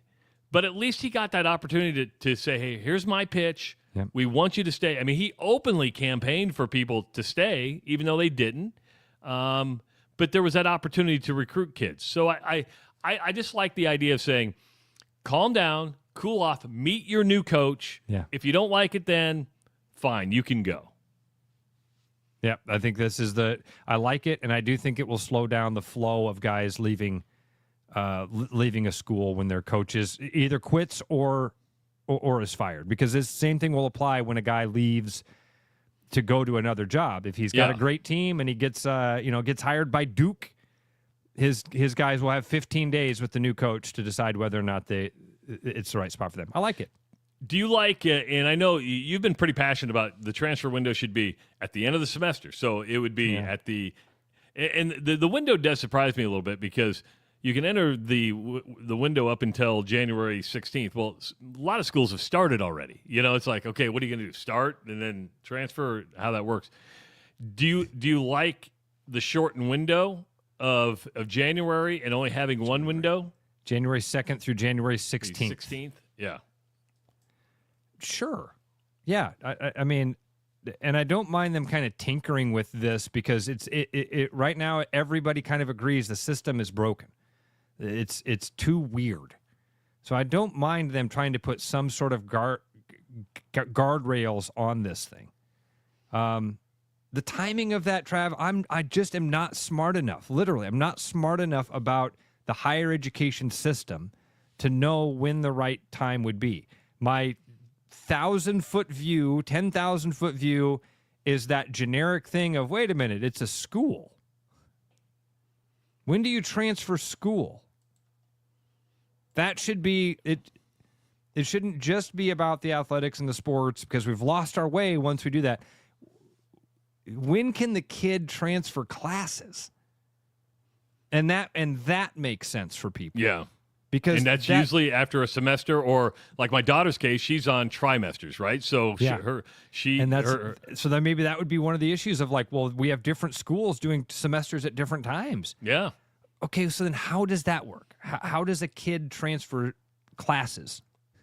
How does a kid go from Georgia Tech to Miami if he's changing, or however that works? When does that happen? What does that look like? Because that's the model that I think should be tried to followed rather than this thing of, no, you're a football player. And is the transfer portal even matter? Let's look at the Wisconsin situation where a kid did not enter the transfer portal because the coaches wouldn't let him. He said, well, I'm just going to Miami. To answer your question, no.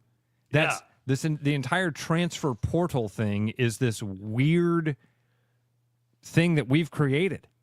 You got to enter the transfer portal. Why can't I reach out to the coaches that recruited me and say, hey, I made a mistake. This is not the right fit for me. I thought it was, and I'm sorry I made this decision. And anyway, there's got to be I'm kind of on both sides of the fence here. There's got to be guardrails. I don't know what those guardrails should be.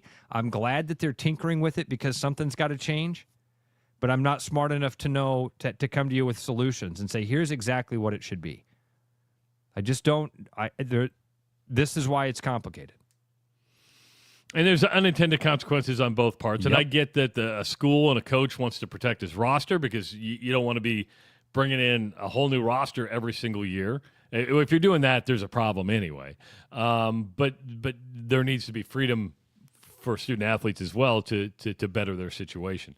So that should be officially approved by the NCAA today. And all these schools that have already fired their coaches, they're grandfathered in. So as soon as this takes place, you fire your coach now, they're going to have to wait 15 days until their coach is hired to make that decision.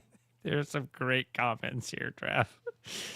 First of all, Corey, thanks for the correction. ISU's second bye week is, or their remaining bye weeks are October 18th and November 15th. Which is next Saturday. So that would mean that Conradi will be back for the BYU game. That could be huge.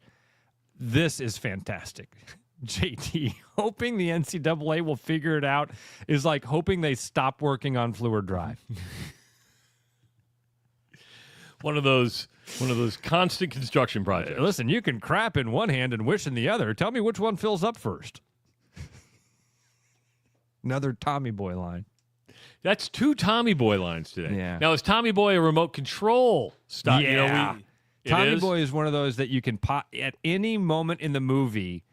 If it pops on, again, maybe it's because I know it so well, but that's one that you don't turn that one off. You just start reciting the lines as soon as it pops on.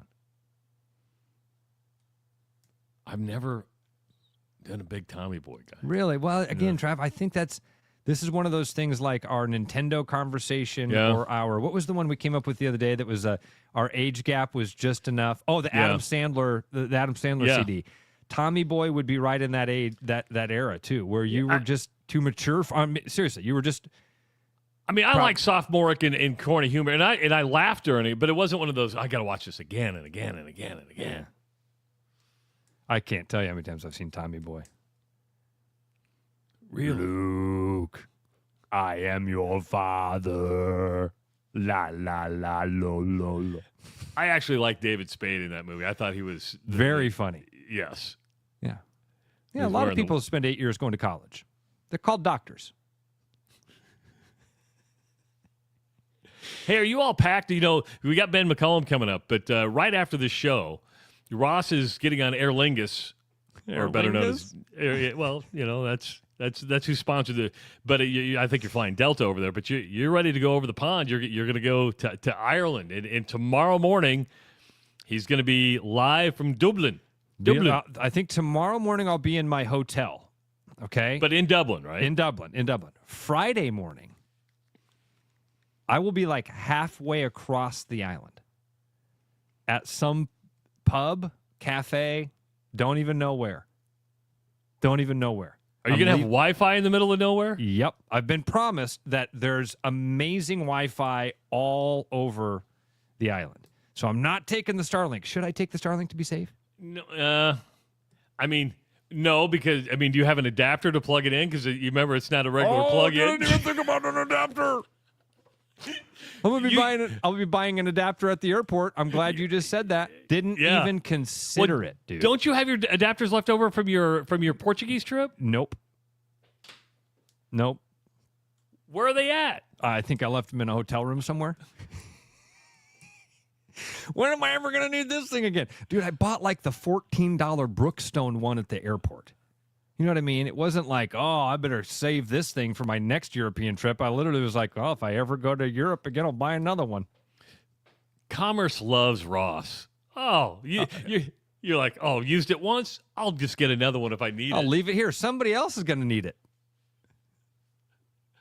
Frank says, I have one, Ross. Don't buy one yet. But the problem is, Frank, you're not going to catch Ross before he goes to the airport. Oh, he might. I could hook up with Frank. Okay. Yeah, because we don't leave till this afternoon. But okay. Yeah, I'm not. Honestly, I had not even thought about it, Travis, because I'm glad I brought it up because you would have probably to your hotel room going, oh, I got to go find an adapter. Right. We'd have been running around trying to find the Irish Walgreens. Wonder what the Irish Walgreens is called. Walgreens? I don't think they have. I've been to Dublin. I don't think they have a Walgreens in Dublin. I don't think they have a CVS in Dublin. So, yeah, I literally would have thought about it because we'll get to the airport early, and I would have been walking around the gift shop and went, oh, adapter. Crap. Now, you're going to have to buy two. Courtney was just in Greece, so she might actually have one. But I don't know if Greece has the same adapters as Ireland. Oh, Europe's God. all messed up. Europe is messed up when it comes to its electricity. So I don't know if the Greece adapters are the same. I don't want to get political here, but I will tell you about my hotel thing that happened. Courtney's got adapters packed. Bang. Courtney, thank you. Thank you, Courtney. She knows you well, knowing Ross. She knows me. She's dealt with me. She knows me so well. She's dealt with me. 515-517-2303. When we come back, Ben McCollum, head coach of the Iowa Hawkeye men's basketball team, scheduled to join us on the Rush Radio Show, powered by Willis Automotive. I'm loving these wooden nickels, Brian. Yeah, I suppose everyone is catching on. Just spend $20 to get a wooden nickel. It's 25. Collect 10 and add up the savings on your next purchase. Some of these are worth $5. That could be huge. I know, right? That's why you have to spend $20. It's 25. Collect 10. It's like money back to you. Spend 20, you get another wooden nickel. It's 25. Collect 10 and add up the savings. It's huge. Central City Liquors, home of the 10% cash coupon. And the wooden nickel program. It's huge. This is Darcy at Willis Chevrolet. When's the last time that you got new tires? From now till the end of November, we are offering buy 3 tires, get 1 for $1. Our extreme savings. Also, if you sign up for a GM credit card, you can get another $250 off the price of the 4 tires.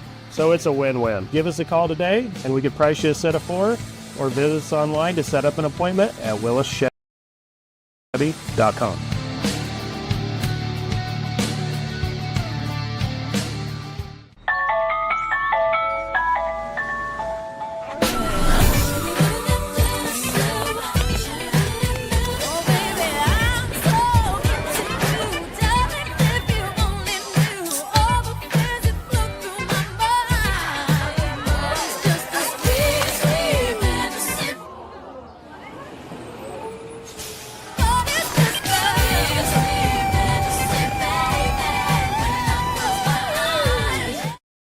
after Hawkeye football games this fall, Travis and Ross are right where they belong, with you taking your calls and giving unfiltered feedback. Right after Hawkeye football games, it's the Black and Gold Rush on the rushradio.com, the TuneIn app, and on YouTube. Missing a quality home-cooked meal? You know, the kind Mom used to make? Lucky for you, we found her recipe book. Welcome to the High Life. Welcome to the Champagne of Bars. Every business has priorities, and Priority One Heating and Cooling is no different. As a service provider, we prioritize quality air conditioners and furnaces that will keep your home at your comfort level year-round. As a small business, we prioritize doing things the right way and treating people fairly. As a truly local business, we prioritize our community. As a veteran-owned business, we prioritize duty and commitment. For big business service with local value, trust your home to the place where you are always Priority One. Hi, I'm Bradley Ollinger here at Willis Nissan. Now until October, we are offering buy 3 tires, get the 4th for $1. Take advantage of this deal right now before winter. Go online today at willisnissan.com to schedule your tire placement today, and we'll see you on the service drive. Rush, strong opinions, weak filters, and just enough sense to stay on the air. It's the Rush Radio Show, powered by Willis.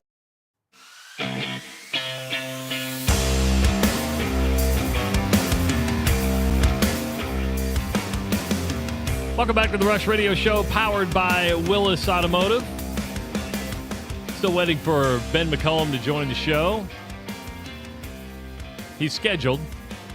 I got confirmation from Iowa yesterday. I forgot to wake the kids up at 7. Sorry. So I had you got to wake the kids up. Dude, I forgot. We were at 7 o'clock. I just picked up my phone, started texting, forgot to go wake the children's up. So they're up and ready for school now? So we're running a half hour behind here at the Peterson house. All right. Catch up. Joining us now on the Rush Radio Show, live from his office in Iowa City. It's been a while since we caught up with him. Coach Ben McCollum. Coach, how you doing? Good. How about yourself? You're looking good, man. You settling into that office? Getting there. Yeah, I think so. We'll see once the full season starts here. How's practice going so far? Good. I'm still undefeated. So that's nice. It's the second year in a row you kind of take over something new, and regardless of how many guys that came with, it's still tricky because you're navigating everything outside of basketball, and then you're trying to figure out exactly what the league is going to look like. You're trying to figure out your own personnel, so it's been a little bit tricky, but practice is going well. On top of that, Coach, one thing you didn't mention in there is trying to put a schedule together. That's another thing that you were tasked with here in your first couple of months. And where does that kind of fall in your priority rank as far as having a successful season? You've obviously got to build that roster. First of all, you got to make sure you got the guys to compete. How important is it to also make sure that schedule is something that's manageable? I mean, I think the schedule, I think it's recruiting. I think it's scheduling. Obviously, it's donor relations and whatnot. But scheduling's up there in the top, couple things that you need to do. The unique part about this year is a lot of the schedule was not a lot, but the schedule pattern was kind of done, meaning, hey, you need a game here, need a game here, need a game here, and on through. So then it made it a little bit tricky. And the simple fact that we didn't have a lot of guys back probably hurt us in trying to schedule quad one games, your games that really help I guess they would call your net ranking. So that became a little bit tricky. We ended up getting, I think, 4 Power Fives, I think somewhere in that range. We wanted probably a 5th, maybe even a 6th, just to test us. But then you also have to schedule for what your personnel says to do. Meaning, sometimes you need more confidence earlier in the season. And so you might schedule somebody that still can beat you, but might be one that didn't have as good a year the last season. So it's tricky. How hands-on are you with the schedule? I mean, are you like, hey, you own it and you do it? Because it came out fairly late, and I'm sure trying to find some of those games. But when it comes to scheduling, how hands-on are you with scheduling? I would say I don't necessarily do the schedule, but I make the decision in the schedule, if that makes sense. And so that makes sense. Like people present you with like options, and then you're the final decision maker type thing. Correct. And they have a say. Obviously they, some people that schedule, they kind of understand it a little bit better than I do. Because it is like a math problem, and it like ever changes. Like who's going to make the NCAA tournament and how can you, I don't know if it's cheat the net, but how can you use the net ranking as much as you possibly can? Like Iowa State for a few years, they scheduled perfect. They beat the heck out of a bunch of teams and, beat them by about 50 each game. And it naturally increased and they were a good team too, but it naturally increased their net ranking. And so, Oklahoma this year was probably the team that did a good job with it. And they won their early season Power 5 games. And then, they beat the heck out of some other teams. And so trying to find that is tricky, but yes, I would say I would be the one. Coach, I was in Phoenix last week for the Big 12 Consortium officials meeting and the NCAA officials meeting. So you had 200 officials. A lot of those guys are in the Big 10 Consortium as well. And I was doing some podcasts with them.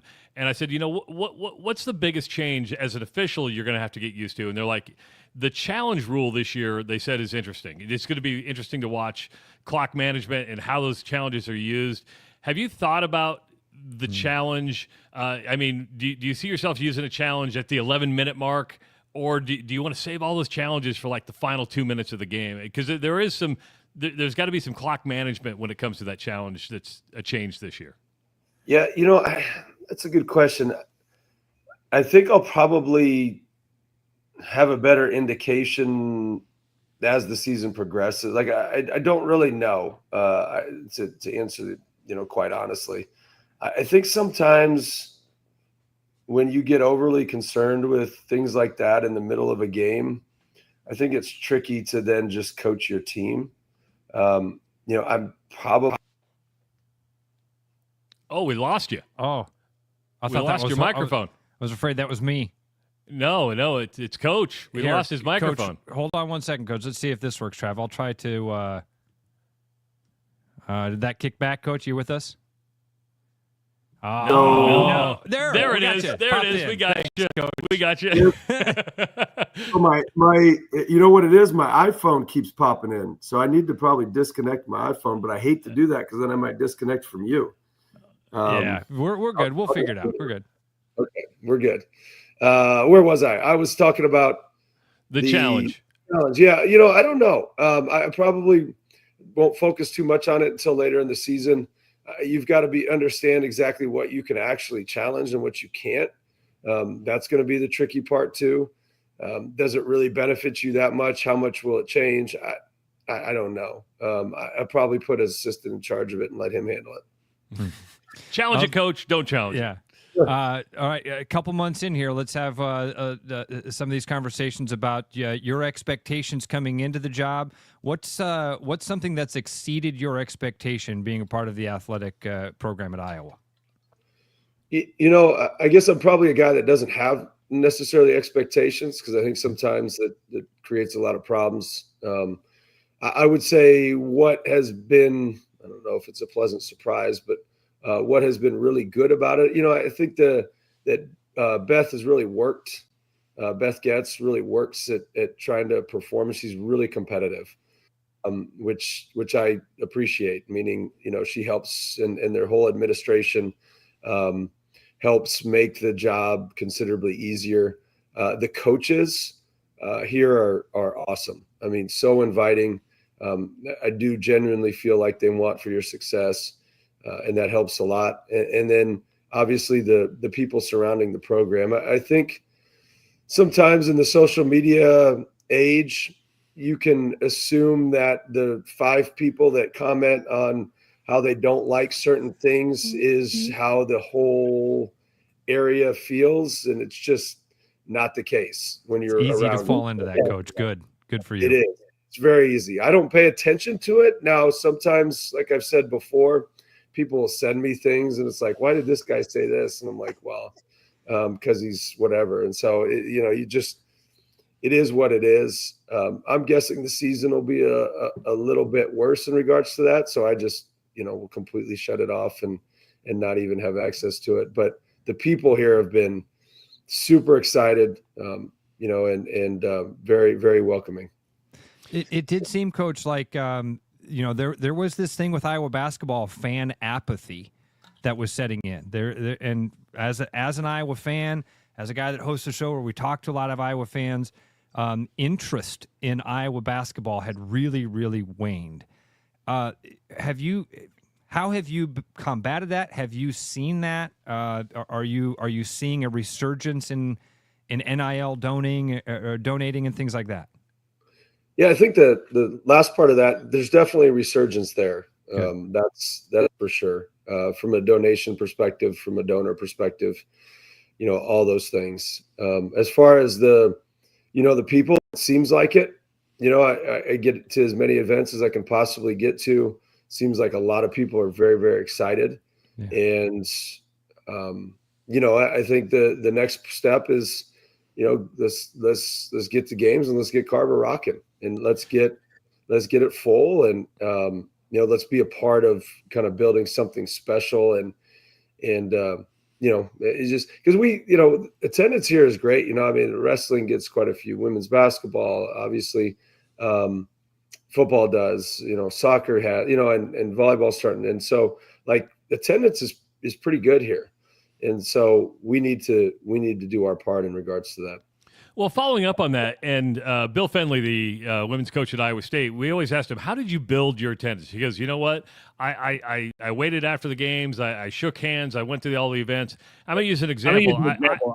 I live in the Omaha Council Bluffs area, right? So you went to the Omaha iClub event. My sister-in-law, Laura, was there. Her friends were there. And the first thing they commented was, Ben McCollum went around and shook everybody's hand at that event. That made a huge impression that you did that. You worked the whole room, made sure you talked to everybody. I've seen you in the student section at Kinnick Stadium at different events. I mean, do you kind of take that same philosophy? Yes, you're at a major institution, but to get out there and put a face and a voice with the program goes a long way with fans. Especially Iowa fans. I mean, that's just how Iowa people are. They just, they don't necessarily need your autograph. They don't necessarily need that stuff, but they want you to just say hi. And it's just as simple as that. They want you to shake their hand and look them in the eyes. And that's just how people are.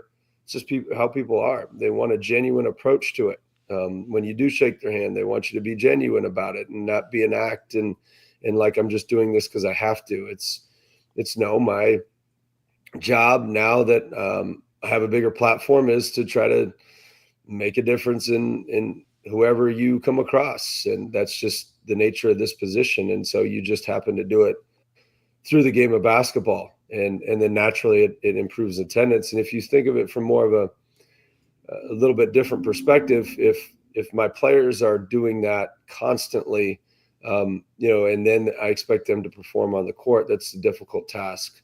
And so part of it is that's part of my job to get out there, and my players will do it. That's probably part of their problem is they are very inviting. And so, I just go out and do it. And we just like, I think what people have to understand in the state of Iowa and Iowa fans.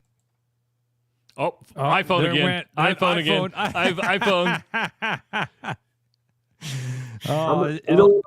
What if I disconnected? And I don't want to do it. You can disconnect. Yeah, you're all right, Coach. Leave it the way it is. If it happens, we're good with that. Yeah, we're good with that. It's connected again. Yeah, dude, disconnected. Yeah, we've lost you again there, Coach. Nope, I got you. There you go. There it goes. There it goes. It was my iPhone. I disconnected my iPhone. We're good. There we go. Okay. Still got you. Awesome. I still haven't figured that stuff out yet. Coach, don't worry. Me neither. Same thing happens to me, and I'm supposed to be a tech guy. So you focus on basketball, just like you're letting your players focus on basketball, and you're kissing the babies. Yeah, don't worry about it, man. None of us can figure it out. Your life has changed. Go ahead. I just think Iowa fans and like they can be a part of the rebuild, and that's why it's part of like, hey, you can be at the games and attending as this thing starts to build. And so like a lot of people get excited, and I am too. Part of that is now can we carry this on and understand like this is a big undertaking, and we want to be towards the top consistently. Like that's that's ultimately your objective. And it's going to take everybody. It's going to take everybody that's an Iowa basketball fan and really any sport fan to really help us get over the hump. Your life has changed a lot in the last couple of years, from Northwest Missouri State to Drake to Iowa. Is there a difference in the demands on you as a head coach than it was in Maryville, than it was in Des Moines, to what it is now? To you're like, man, I just want to coach, and I know I got to go out and meet fans. But how much has that changed just from a demand standpoint to where you are now? Yeah, I mean, I got to do interviews like this at 7:30 a.m. with guys like you. So that's what I was going to say. Come on, we're not bad. We're not bad. I'm just kidding. So no, a little bit. I think obviously from Division II, the demands are quite a bbit different. I think, the biggest difference is you probably don't have as much time to just sit there and think, and just because there's a couple hours a day that you could, Division II, you could sit there and watch some film and kind of work through different scenarios and, change whatever you're doing offensively, defensively, help your guys, connect with your guys even more, read a book, whatever it may be. So you don't have as much time for that self-improvement that you did before, but it's not shocking. Like the time difference is not shocking. It's not, again, it's not bad. I enjoy it. Actually, I enjoy going to the events. I enjoy the excitement. I enjoy interacting with fans, and I enjoy it all. So it's really, it's more time consuming, but it's not as much as you would think. I know you said you're not big on expectation, Coach, but unfortunately fans are. What do you think, if you're talking to Iowa fans here, what's reasonable expectations for this first year of your control of the program? Reasonable expectations, like from a win-loss perspective? What would you consider a successful season? Do you have a benchmark in mind of, if we get to here, we did a good job this first year? I don't. I don't at all, to be perfectly honest. I don't really. Can I throw some out yet? Is it reasonable for Hawkeye fans to say NCAA tournament this first year? Again, I'm not an expectation guy. Okay. I'll tell you why. I used to do goals when I was like my first few years at Northwest, and I'd have this goal sheet, and they were, I'd have specific things to be able to reach those goals.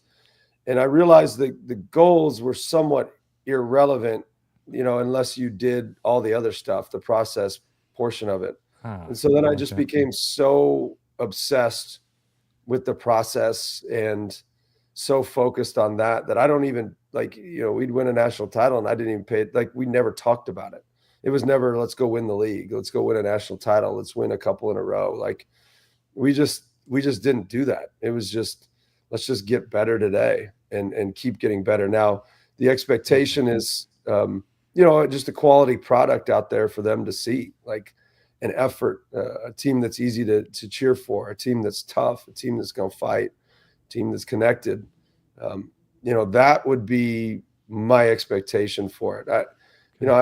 I think I said this when we were at Drake last year, and somebody had asked me, if you would have looked back, and I don't know, at the time we were like 29-3 or 29-4, 29-3, so I don't know, something like that. And they said, would you be okay with this? And it's like, well, this wouldn't be a goal to lose 3 games. Because you have to think in terms of a goal. It doesn't make sense. Why would my goal entail losing? It's like, okay, 29-3. Well, would you be happy with that? No, I lost 3 games. You're supposed to win, right? That's the objective, is it not? Everybody knows the objective. So why do we need to put it on a piece of paper and assume that that's going to actually help us get a result? But I understand that from a fan perspective, and I appreciate you trying. Yeah, absolutely. And I know that, as a fan, Coach, we do this. We are not in the program. We're not there in the day-to-day. And it is a good reminder to have a guy like you say, no, that we aren't looking at that big picture thing. I love that. I think that's a terrific answer. My expectation is that we're going to get better every day, and that we're going to focus on that. And in 3, 4, 5 years when you're a perennial Sweet 16 team, then I think it's okay to be like, all right, now we've set some things up here that we think if we can reach this, that could be the next step. But I love right now, especially, you laid it out perfectly. Get a team that Hawkeye fans can be excited about. Mm-hmm. Get a team, get a group of guys that are out there on the court, and it's easy to cheer for them, because this program has fallen short of that goal at times in the past couple of years. Well, it could add to long-term success too. You know, I think your objective is not, it's the ability to sustain itself and to continue to be good. And so I like that. You have to really have a good foundation. And I thought, when we were at Drake, that was always our objective. The way we recruited was to try to get, we tried to just get really tough kids, and obviously we couldn't shoot great, but we were tough and we were connected, and it was specifically to build for the long haul. And it just so happened that they from an outside perspective outperformed what anyone would have thought at that point, other than me. You've used that word connected a few times. Are there specific things that you do to try to get the team connected? Like Coach Ferentz has a book he has the team read. Sometimes there's off-court activities that they do that are not specific sport related. Do you have something that helps build that connection? Get the right kids. I think that's the number one objective. You have the right staff, and we do have that. Get the right kids, and then challenge them constantly to where they're, you put them in positions to, for lack of a better way to say it, suffer, and then teach them how to respond to that. And then, you serve them and you love them, and that's the best way to do it. But you have to start with the right people. If you don't get the right people, it's very difficult to connect them. That's good. Of course, there's going to be a lot of new faces that fans aren't familiar with. Some are, like Bennett Sturts. People are going to know that. Anybody that's impressed you early on in practice going, oh, pretty darn good, people are going to like watching him? Boy, I think all of them have. I would say Isaiah Howard, but he was there last year. I think he's been even a step above where he was the year before, and he understands the system. He's shooting it at a high level. One of the holdovers from last year, Cooper Koch, he was really good in our scrimmage the other day. Had a big scrimmage. I think he was like 9 for 11, somewhere in that range. And so he was great. 6'8", can shoot, can do a lot of different things. So I feel like we have a lot of depth. We need to start creating some separation with that depth. And, hopefully that'll happen here shortly.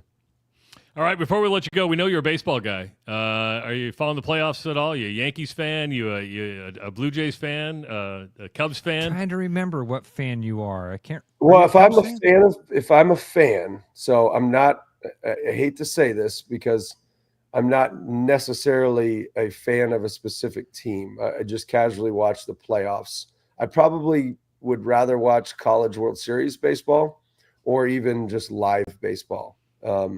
So I would say I used to be the Royals because that's when they were really good. And so you'd go down to games and it was like you just naturally became a Royals fan. I would say from a historical perspective, I like dominant organizations. I'm the opposite, where everybody hates the dominant organization. Mm-hmm. I'm the guy that jumps right on because it fascinates me. So I would be a Yankees guy because it just fascinates me how an organization can be so good so often. Obviously they have the most money, but so good so often. It's just always like the Patriots when they were so good. It just fascinates me how people can dominate year after year after year after year. And so if I'm a fan, it would be the Yankees. I'm glad you like the College World Series. College World Series is awesome. I mean, that's fun just to be in the stadium for the College World Series. But Coach, I know you're a busy guy. There, Coach, that we talk about a lot. It's the people. You've touched on this a few different times. When we talk about the roster, we talk about the culture, we talk about you being a Yankees fan, or when you're saying the same thing. You know what I'm a fan of? I'm a fan of the people that get the process right, and they can do that process for a long period of time. I think that's a very consistent thing, whether you intended to do that or not. Nice. No, I didn't, but it's no, people. It's the people. That's genuinely what I've always thought is once you understand that you're not that special, I mean, you know, like you're only as special as the people you surround, and genuinely believe that, genuinely actually think like, if I get these right people, like that's can be your superpower essentially, is identifying the right people, put them in position, and understand that you're not like, there's nothing that I can do as a coach if I don't have good players. Like, I'm not a good coach. It's just how it works. So I genuinely believe that. Excellent stuff. Coach Ben McCollum, we appreciate you taking the time this morning. Good luck this season. Hopefully we can catch up sometime during the season, but always good to get your insights. We appreciate it. Thank you, guys. Appreciate you having me on. All right, we'll see you soon.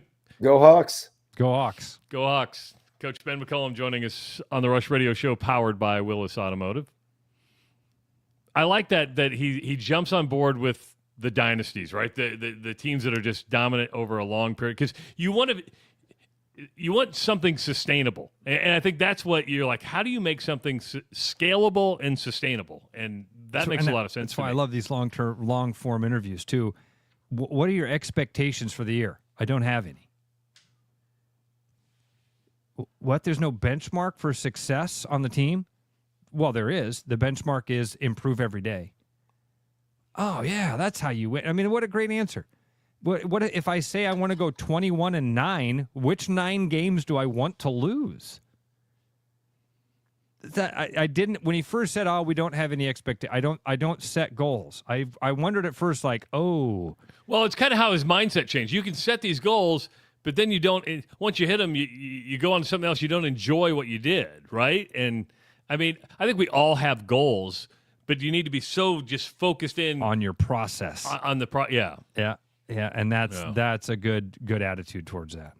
Man, I always like catching up with Coach McCollum. That's fun.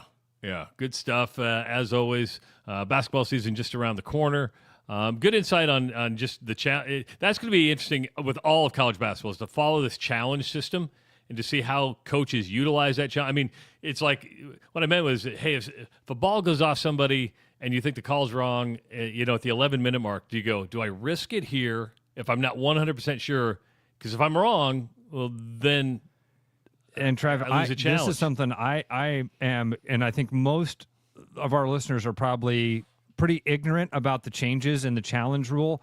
It's going to be like the kickoff thing in the NFL. We're going to have to watch it a few times to go, oh, yeah, this is a little bit different, but there might be a lot of strategy that has to go into it. I think that, again, he's kind of got that right attitude of, man, we have to get into the fray before we figure this out. And if I go into it with an attitude, it's going to be hard for me to change that attitude.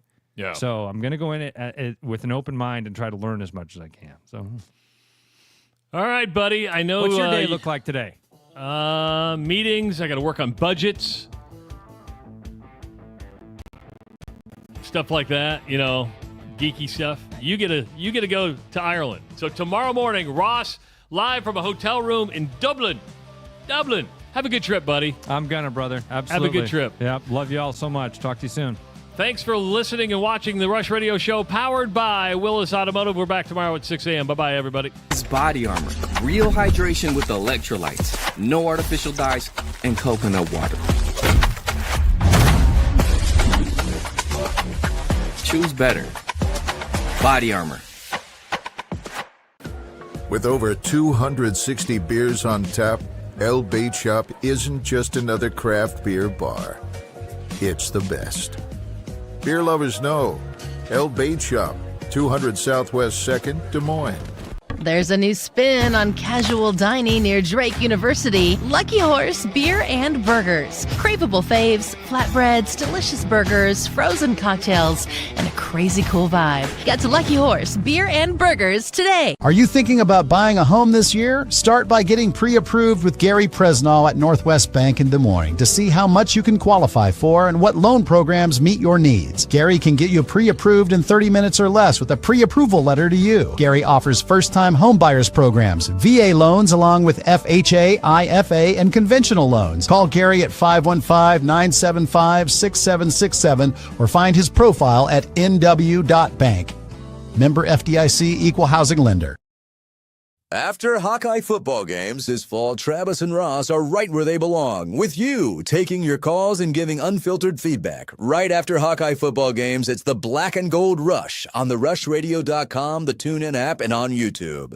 Trick or treat, candy to eat, get your car some brand new feet. Until the end of October, you can buy 3 tires and get 1 for $1. And we're also still doing our $25 off battery install. Scary good deals. All those treats, and you don't even need to show up with a joke. Give us a call or head online to willisinfinity.com.